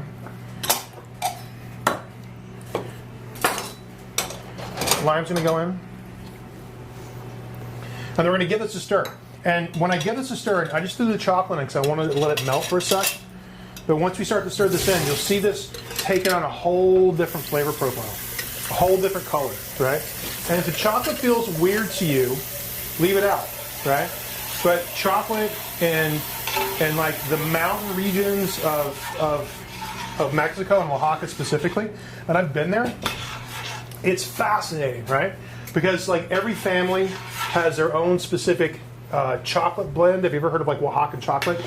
It's a mixture of cinnamon, almonds, and bittersweet chocolate ground together in a paste. And they'll keep that, they'll hold on to that, and with that they'll make mole sauce, right? So if you've ever been to like, these have these little shops in Oaxaca that will grind chocolate for you, and like these little old ladies will walk in with their own specific recipe of chocolate, almond, and cinnamon, right? And this smells amazing, right? Because chocolate and chilies, they're really good friends. Really, really, really good friends. So we got a nice average shot of this already? See how it's starting to take a nice flavor profile? Again, like I said before, this is not like an authentic mole. So take it easy with the comments, right? But look at that, isn't that gorgeous? This is a delicious, delicious sauce. So much so, I'm going in for a little taste. Somebody said, are those for your garden, but I'm not sure what they're called. Ooh. The chocolate's nice. The chocolate really good enough? Yeah. It's so great. It's so great. All right, let's make our filling. Damn. Right. Chicken's done? The person who asked about the camp sauce is very worried that she offended. No offense taken. No offense, canned enchilada sauce. No one has to know it's you. This is the reason that you could sort of, we could openly. It's just me and you and however many people are watching this live right now. Whatever, right? No judgment. Don says he's watching from work, so hungry, and that being so. Is Don Lemon live on TV right now? When does he go on? He goes on like an hour or so, right? But he's hungry. All right, brother. You're making him hungry. When all this is over, Don Lemon, we're going to get together and we're going to cook, my friend. Okay, chicken. We're going to shred this up. Okay. Add the juice. You like it, the juice? I love the juice. You like it, the juice? Oh, you like it, the juice? I'm going to hand shred these chicken pieces, right? These slices. Because look how tender they are. And again, this is just a really great, how many good, awesome sub recipes we have today. If you just want to saute a chicken breast and throw it on top of a salad, Best technique. bomb, right? Bomb. Hard sear. Finish it in the oven. Again, we had it unbroiled, but if you want to rocket it like 375 or 400, until you get to that like 155 mark, right? And then if you get a good close-up shot on this, can you get a close-up shot on this? On how juicy the chicken is, my friend. That's what you're coming for on Wolf It Down. You're coming for the juicy chicken. You might come for the enchiladas, but you're going to stay for the juicy chicken. And the tres leches. And the tres leches. Okay, so we're just going to shred all this up. And this is going to be the first part of our filling. Okay, so we've got some white beans here. These look like limas, right? Butter beans. Butter beans. These look like navy beans? Lima beans. Butter beans. Whatever you got. It doesn't matter. That's what we're saying here. Now this is kind of hot, but I got chef fingers and I don't care. Okay. Tell them about the trick that somebody said with you use the What? The paddle attachment. paddle attachment to the. Supposedly. Supposedly. We haven't Oh. tested it yet. I've seen it in action. Yeah? I've not tested it, but I've seen it. You can take roasted chicken breast, fully Yeah, cooked, yeah. Our good friend. throw it into She knows who she is. a KitchenAid mixer with a paddle attachment, turn it on. Supposedly it shreds all the chicken for you. And it just beats the bejesus out of it. Can you slow cook the chicken instead of searing it? Like what? Like what do you mean slow cook? And like a pressure cook? Like a crock pot? Sure. No. I mean, could you? Yeah. But I mean, what's the point? I mean, like, we want to eat some time tonight, right? I mean, like, dude, in hour or so, we're gonna have dinner for 12, just crushed, a really high level. Okay, chicken. This is really good. Again, it's a great recipe. Like I said, if you just want to like cook chicken to have it in the fridge or put it on top of the salad, world class. Okay, our beans here. We're gonna go in. All right, we're gonna add some dried oregano to this, and then we're gonna add some cheese. Okay. Now we're going to stir all this together, and this is going to feel kind of dry. Salt and pepper. Okay, yeah, we'll season it up. Okay, so we're going to stir all this together, and we're going to mash up the beans, and then mash up the chicken. And then if you take a look at all this cheese you got in here, right, what we're looking at, honestly, is opportunity, right? Because once it starts to melt, this is going to create like a cheesy sauce, and it's just going to be delicious. And again, guys, whatever kind of beans you got. You got black beans, cool. Pinto beans, cool. Kidney beans, cool. Whatever you got, right? And you could totally take the chicken out of this if you wanted to and make this vegetarian. I mean, bean enchiladas, I'd eat that. Especially with avocado crema. Totally. Minus the cilantro. Yeah, minus the cilantro. Now, there's a lot of reasons I love Amanda Gold, but the fact she doesn't like cilantro, I'm not saying her parents failed her somewhere down the line, but somewhere along the line, something happened. Okay, salt, pepper, season this up, and see how like the moisture from the beans and the moisture from the chicken. Now, and also the chicken's kind of warm, so soften the cheese up a little bit. Good salt, pepper, well seasoned filling. Okay, so okay, good. A little more cheese though. All right, the rest of the cheese is going to go on top. And then this is just good, just straight up bag shredded Monterey Jack. Which is my favorite, by the way. Look at that. Opportunity. Okay. All right, we got corn tortillas here, okay? So now there's recipes that call for dipping the tortillas in enchilada sauce. I love you. I respect that. I'm not going to do it, right? Because it makes a mess, and we're going to dump sauce on top of it anyway. And on the bottom of it. And on the bottom. Who cares, right? So this is one of those cool kitchen hacks that I think is a good time saver, because at the end of the day, you're going to get the same deal. Okay. But let me show you how to wrap these up, almost like sushi. Okay. So one end to the other, not too full. You got a good shot of this? Is my head in the way? My big fat head. Check it out. Tortillas all the way over. Okay.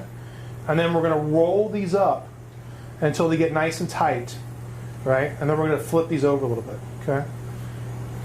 Now, homie, these kind of feel dry, these tortillas, right? Can we soften them up a little bit? I'm softening them. Oh, thank you. I appreciate that. Okay. All right, boom.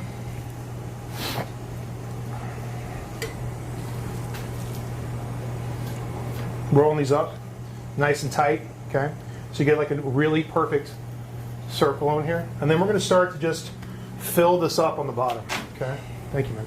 So matte softening. So if your tortillas, and this is actually kind of an interesting little thing here, right? Because the first one I made, that is quietly chucked in the garbage can. I don't know if you saw that. But it was really, really tough. So if you take the tortillas, and matte just night and day, brother. Thank you. I appreciate that. Mm-hmm.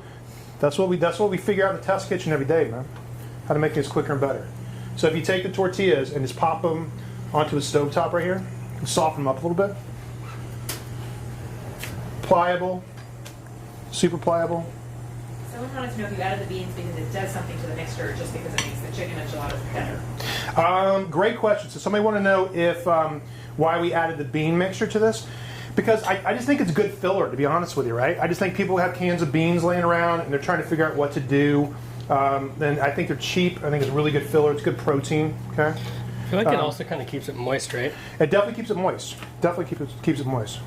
It's nutritious. Okay.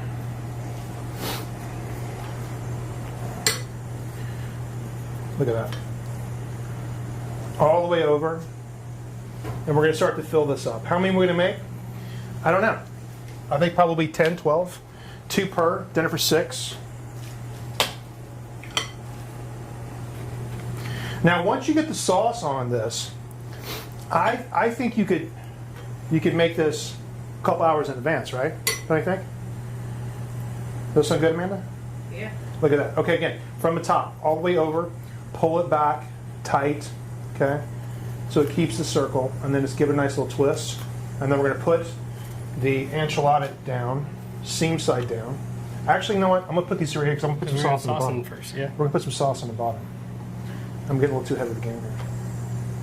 I don't know if I mentioned this yet. Can you use flour tortillas? These are not flour tortillas. These are corn tortillas. Could Okay. you use flour tortillas? Well, yes. I mean, you could definitely use flour tortillas. It's not. I would say it's probably not specific enough to call it like enchiladas, right? Like it's got to be corn. It's just not the same thing. Can you freeze them? Yes, you can totally freeze this. Totally freeze this. Okay. Okay. Sauce it. Sauce it, my friend. Sauce it up. Sauce it. Sauce it. All right. And how much are you putting in that? About half of the sauce. So enough. put the other half over the top. Yeah. Just enough to coat the bottom. Boom. Okay, how many get of this? 1, 2, 3, 4, 5, 6. We got 6 out of this. You get more tortillas? That's it, right? I got more. Oh, you got more? Okay, we'll do. I think let's do 10. If you got more, let's do 10. Okay, we'll fill it up. All right. Okay. Because 2 of these things, that's dinner, don't you think? That's dinner for sure. Love it.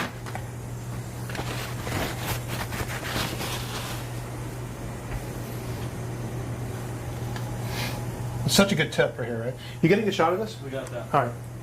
Such a good tip.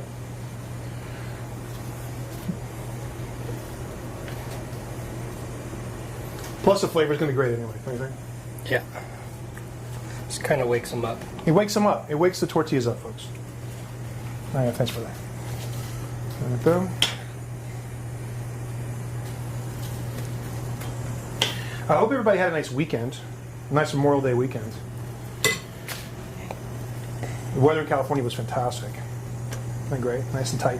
Oh man, like as soon as you toasted that, dude, like this started to smell like popcorn all up in here. It smells delicious. All right, boom. Again, over the top, tuck it in like you're rolling sushi, and just go all the way over with it. It's great. Now look how much sauce we put at the bottom, okay? I'm going to go start stacking these up inside here while Matt's finishing these up. All right, starting on one end.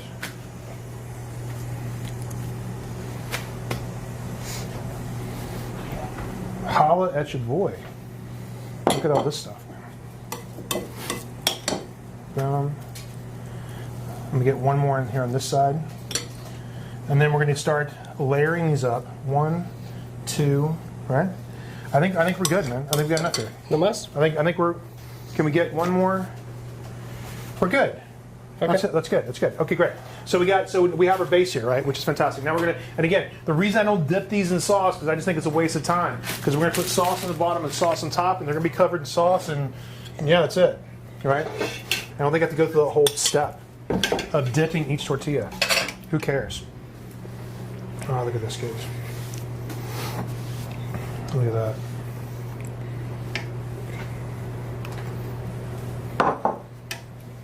This sauce is dynamite. Dynamite. What did you do for Memorial Day? What did I do for Memorial Day? You know, we went to the beach. We rented a house in Stinson Beach, which is just across the hill here in Marin County. Fabulous, fabulous place. And then we had my son, my middle son had his 13th birthday. So we had a really great party there with his family.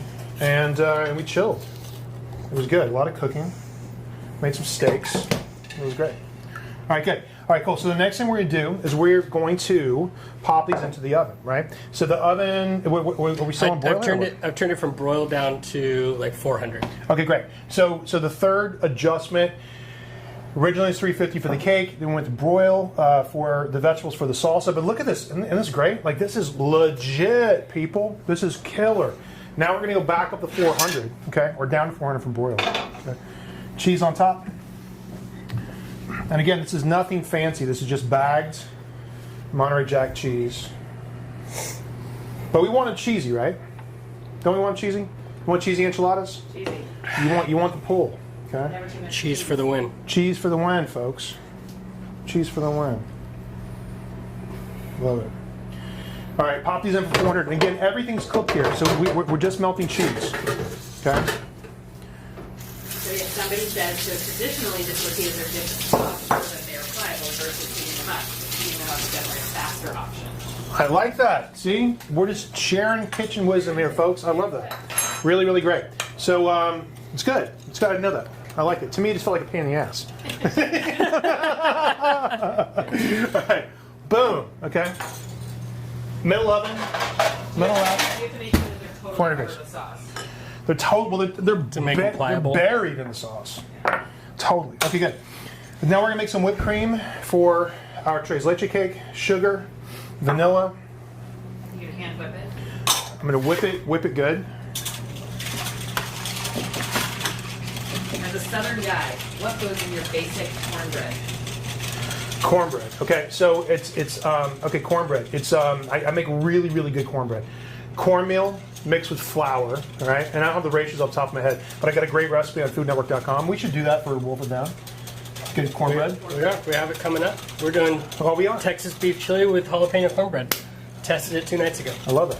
I knew. I feel like we just talked about it. We Yeah. did. So it's coarse cornmeal, flour, baking powder, baking soda, salt, eggs, and buttermilk. That's it. And you mix it together, right? But sugar is key. My grandparents in Georgia, they would make cornbread that was, like, no joke, savory. Like, it was really, really dry. And then they would dunk it in buttermilk and they would eat it like a pudding almost. Not the same thing. I don't know. Whatever. No disrespect. No disrespect. What it was. But like to me, like I like cornbread. It tastes like a muffin. I like cornbread muffins. Right.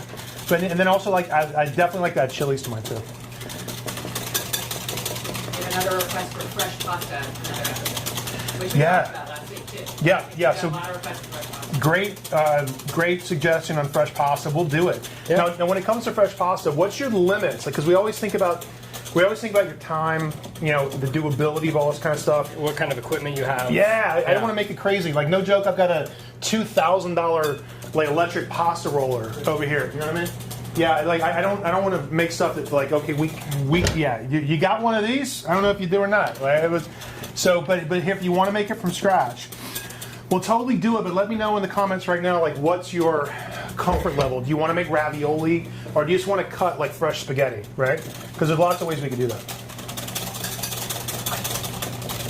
So, no limits. Okay. All right. You asked for it. You asked for it.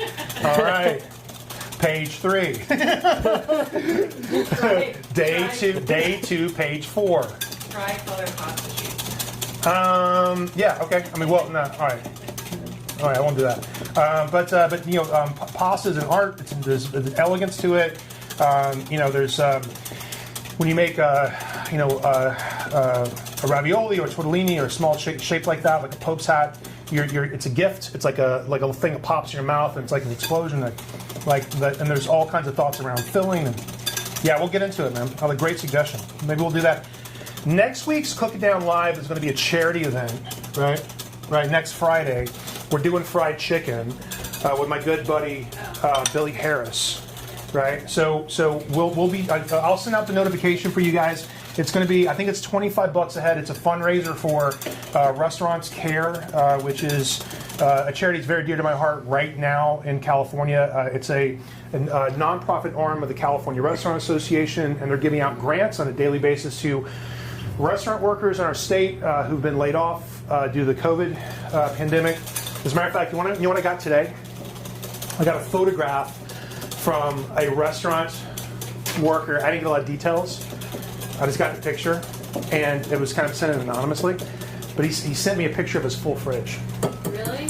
Yeah. So He said he hasn't had any money to buy groceries in weeks, and he sent me a picture of his full fridge today. That's so awesome. And we did that. We raised money for him, right? So anyway, so it's going to be a fundraiser next week, next Friday. We're doing fried chicken. Me, Billy Harris, yucking it up. $25 a head, super cheap. But we're going to have a good time with it. And we're just going to keep the love passed around a big circle, you know? All right, guys, so here we go. That's good. You want to whip it really good. We're going to go to, like, nice stiff peaks. Boom, like that. Boom.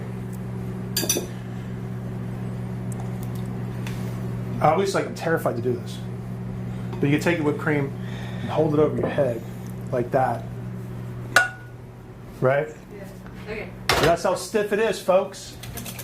That's how stiff it is. Nice stiff peaks. Okay. Does that impress you? Boom. Okay, so what do we got, kids? What do we got? We got Tres Leche cake. Oh. Caramel sauce. Mrs. Florence said she wants this weekend. Miss Florence said this? Yeah. So she wants it on Sunday. Whatever Mrs. Florence wants, Mrs. Florence gets. Right? What's on Sunday? I'm gonna make it her birthday. Her birthday. All right, cool. So let me get. I'm gonna get a little thing here, right? All right. We're gonna take this flat little spatula here, right? Loosen up the sides. Okay. Now, how do you want to attack this, brother? I feel like there's so many different ways we could like go at it.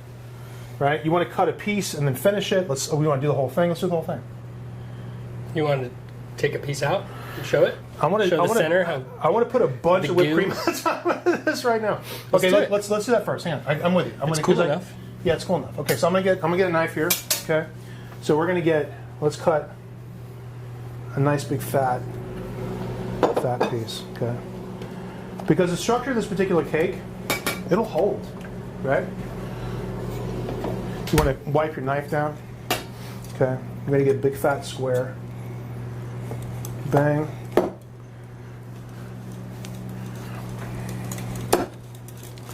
Bang. Okay, and then we're going to take our offset spatula here, and we're going to pull a piece out. Can you get a good? This is good. Like, what do they call it? AMR? ASMR. This is like squishy. This is like stirring potato salad. Shit.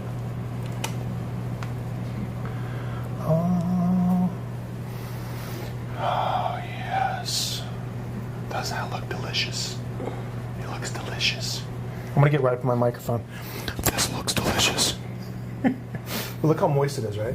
So the cake has absorbed, God, what was that, like 4 cups of stuff, right? So now the texture is really, I'm not kidding, like tiramisu, right? Super duper soft, really elegant, really lush, really moist, okay? So what do you want to do, bro? You want to pull some squares out? Yeah, let's play Go to town? Okay, yeah, hand me that board. I'll cut this up too. Like I said, like look how many, oh man, the cinnamon and that whipped cream is, the caramel sauce smells fantastic. But like, look how many pieces I'm getting out of this, right? Tell me this is not your new like go-to dope homemade dessert recipe that we're going to freak out over. Okay, ready? Let's do this, my friend. Will you explain again that the charity dinner is not like spots because it's online, so there's not like amount of spots that are left. So is it how many spots? Yes, yeah. No. We're gonna be doing it through Zoom. We're gonna be posting this on. All my information is gonna come on Twitter and on Instagram. You'll definitely see it. I'm gonna post it tomorrow. Oh, what happened, bro? What happened? What happened? Oh, is it getting hot? You left the burner on.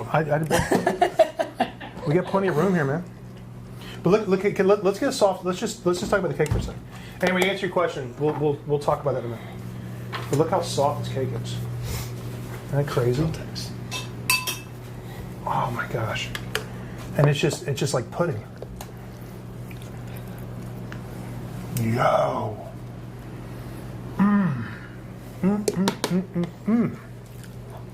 Amanda, you want a bite? Yeah. Coming up.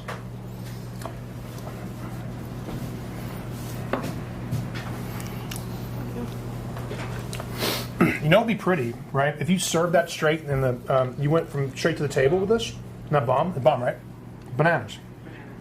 Bananas. It's actually tres leche, not bananas. Tres leche. Amanda got my joke. Somebody actually called you out for your dad jokes before that. My dad jokes? Like, don't underrate that Tyler can do a dad joke. I can drop wicked dad jokes. Go. That's good to start plating. Right. All right, cool. I'm gonna let you go for it, man. I just felt you're in the Dude, zone. I'm in the zone with this. Yeah, when Matt's in the zone, you gotta leave him alone, man. Look at that. I'm gonna let you do this, brother. Create the masterpiece. Matt Massera on the loose. What?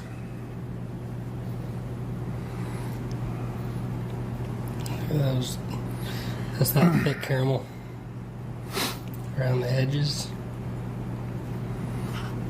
Are you guys following the story in the Caribbean right now? Are you following the story about like how expensive food is? It's crazy, right? But I mean, I was talking about something today. Right. It was so expensive. It's so expensive, right? So like I was like reading one report where it's like the cost of pie in like the Bahamas, it's like so expensive, and then the cost of like pie in like St. Martin is super expensive. And I was talking to my mom about it, and she was like have you been to the Caribbean recently? I mean, no, not recently. She goes, why do you care about the cost of pie in the Caribbean? All right, and I'm like, Mom, that's those are the pie rates of the Caribbean. It's a dad joke. There it is. Those are just the pie rates, the going pie rates of the Caribbean. I was really wondering where you're going with that one too. It's a good setup, right? Like, I really feel like I'm following the news. You following the story, yeah. Following it, like it's just so expensive. Like those are just the going pie rates of the Caribbean. So you got to soak it in the sauce, in the sizzauce, right? Yeah. And then Matt's going to come back in with some really delicious, gorgeous macerated strawberries. And again, guys, if you're coming in late, we marinate these in just sugar, vanilla, and lime. But you want to get them saucy, folks. You want to wake those strawberries up, man. That acid, the vanilla, the sugar, a tiny bunch of salt. It starts to pull out some of the juice. Look at that. Look at that. Yeah, man. Yeah, oh my God. We got neon. Yeah. We did get another request, so just reiterate because maybe they came late. Yeah. We're going to get these recipes out a little earlier. Yes, I'm terribly sorry. We had, because it was Memorial Day on Monday. Normally we have a big brainstorm on either Friday or Monday, but because we lost a day, we got these. We talked about it on Tuesday. Matt tested these late last night, and here we are. But here's the deal: waste not, want not. Right? These recipes are posted right now on wolfitdown.com, and this whole video will live on the worldwide interweb in perpetuity. So you can always kind of pretend we did it live, and you can cook along with us. Oh. Lots of tomato emojis from Lorenzo. I love Lorenzo, man. He's such a great guy. I love Lorenzo. I love him, man, so much. He's such a great guy. Oh my gosh. Look at that. So good. Isn't that great? I mean, this is just sort of silly, awesome deliciousness. Okay. How we doing on it? Oh, man. Mexican hot chocolate. Mexican chocolate, kids. This is Oaxacan chocolate. And again, it's like almonds, dark chocolate, and cinnamon ground down together. Melted hot. And it makes it like this really gorgeous brick. This is also the same thing you want to make hot chocolate out of. Smells insane. Yep. A little lime. And again, you're coming here for the fancy, folks. I mean, could you have just... Could I eat this whole thing of cake, Dump it right like the fat kid I am, and not miss any of this stuff? Yeah, man, totally. But that's not what you're coming here for. You're coming here for this artistry. Oh, it's got really pretty stuff. Isn't that beautiful? Tres leches. I love it. Can we just sit with this for a second? Can I spin this around really slowly for you? Where's our spinner? I know we need a spinner, right? We should make the spinner's got to be a character. When we shoot dishes, we have a spinner here, and we shoot in slow motion. But I'll be your spinner. Yeah. Isn't that yum? Tres leche cake, strawberries and lime. Delicious. Great simple recipe. Lots of sub-recipes here too, right? I mean, the cake itself is delicious. Yeah. If you add like the 3 milks, the tres leches to it, you get tres leches cake, right? Strawberries, that was a really great sub-recipe too. That's kind of hot. Caramel. Caramel sauce, that's a really good one too, man. I think it's great. There's so many good stuff. Okay, great. So let's go back to dinner. Yeah. Okay, we're gonna put this right here. There we go. Ready? 3, 2, 1. Ba ba boom. I'm going to wreck that cake in a minute. Yes, my brother. Yes. Yes. Oh yeah. Enchiladas in your face. And your face hole. Here we go, man. Avocado crema, radishes, pomegranate seeds, cilantro. Okay. So we're going to take our sauce, and again, all this fancy stuff, you want to leave it off, go ahead, murder that thing as it is, and it's fantastic. This is just sort of like, take it to like a restaurant level. Avocado crema. We're just going to put these beautiful dollops. We're going to paint some happy trees. Okay? Boom, dollops. Do you guys like my Pirates of the Caribbean joke? I had you going, bro. You got a lot of love in the comments on that one. You didn't, nobody knew where I was going with that one. A lot of LOLs. Boom. Okay. Boom. My mom is like, "Are you going to the Caribbean?" I'm like, "No." "Do you really care?" I'm like, "No." These are just the going pirates of the Caribbean. Mom. Radishes on top. Boom. Thick boys. Look at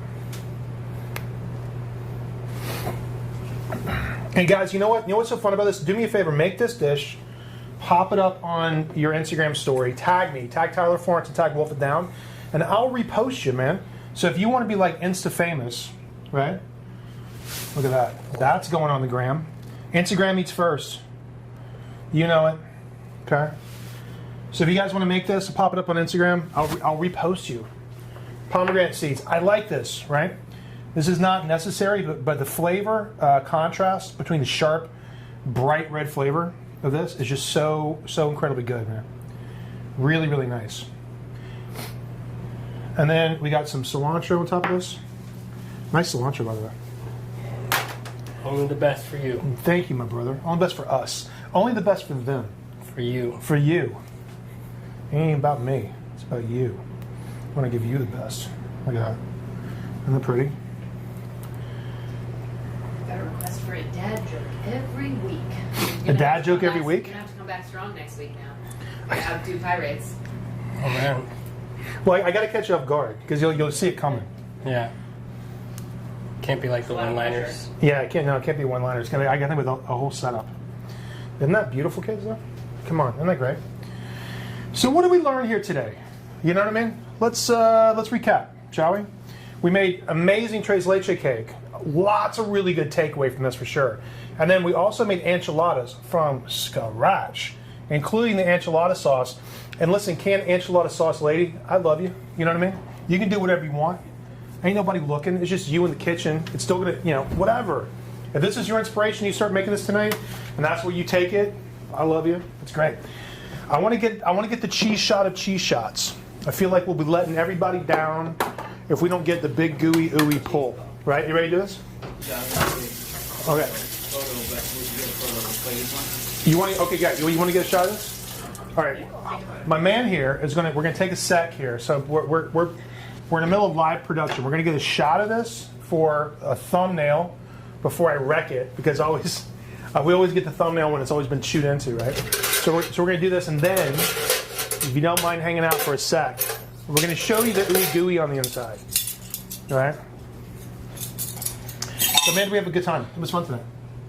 Wolf It Down Wednesdays, man. Again, don't forget next week, our Wolf It Down live thing. It's going to be a charity event for Restaurants Care. It's going to be $25 a head. I'll send you all the information. I just don't have it right now in front of me. We're going to be doing it with my really good friend Billy Harris. It's going to be $25 a head.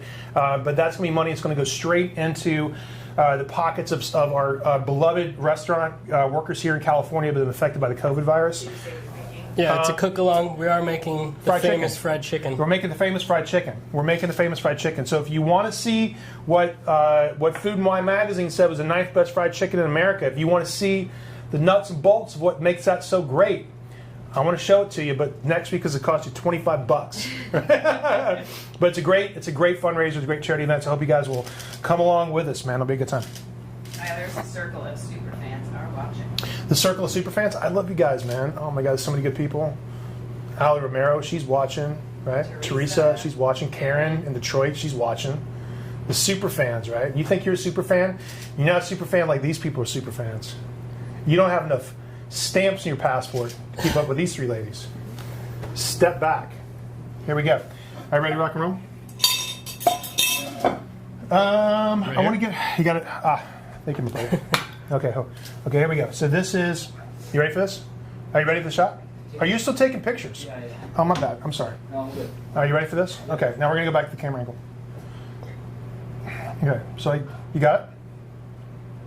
Yes. Yes.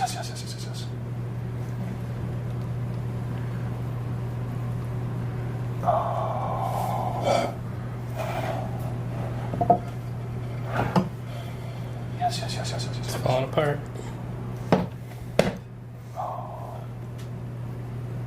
I'm like Stefan on Saturday Night Live. Yes.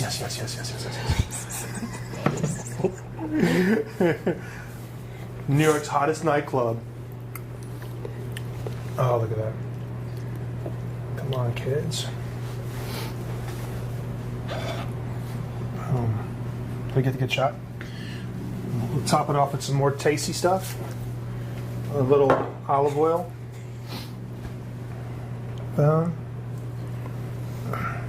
Some cilantro. And again, listen, there's a lot of people that take enchiladas very seriously. I do too, right? But know these things taste good. If it's not exactly what your mom used to make, I'm sure those are good too. This is what we're making tonight. And they're bomb.com. You can't deny that. All right, my friend, you ready to rock this up?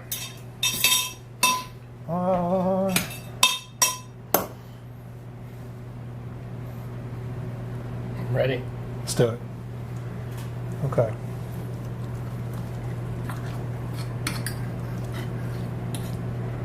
Oh, look at that cheese ball. That cheese pull, kids.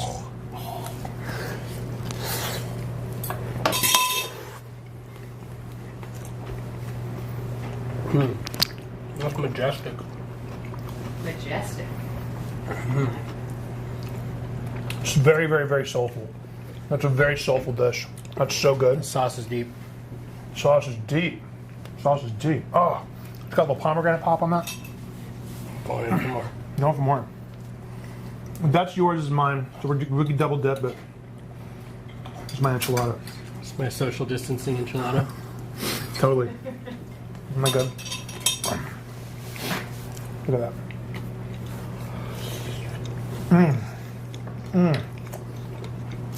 Wow, man. Yes. Or as I like to say, boom. You know what I mean? You want some cake? You want to eat some cake? You want some of this cake? You want some of this cake? All right, here we go. Watch it wiggle, see it jiggle. Look at the Tres Leche cake, just shimmer and shake, right? You got your little wimpy fork. I got a shovel, kid. I'm a fat kid. I'm going in. Which one? Okay, all right, we got to get the good shot on this one too. Yeah. So,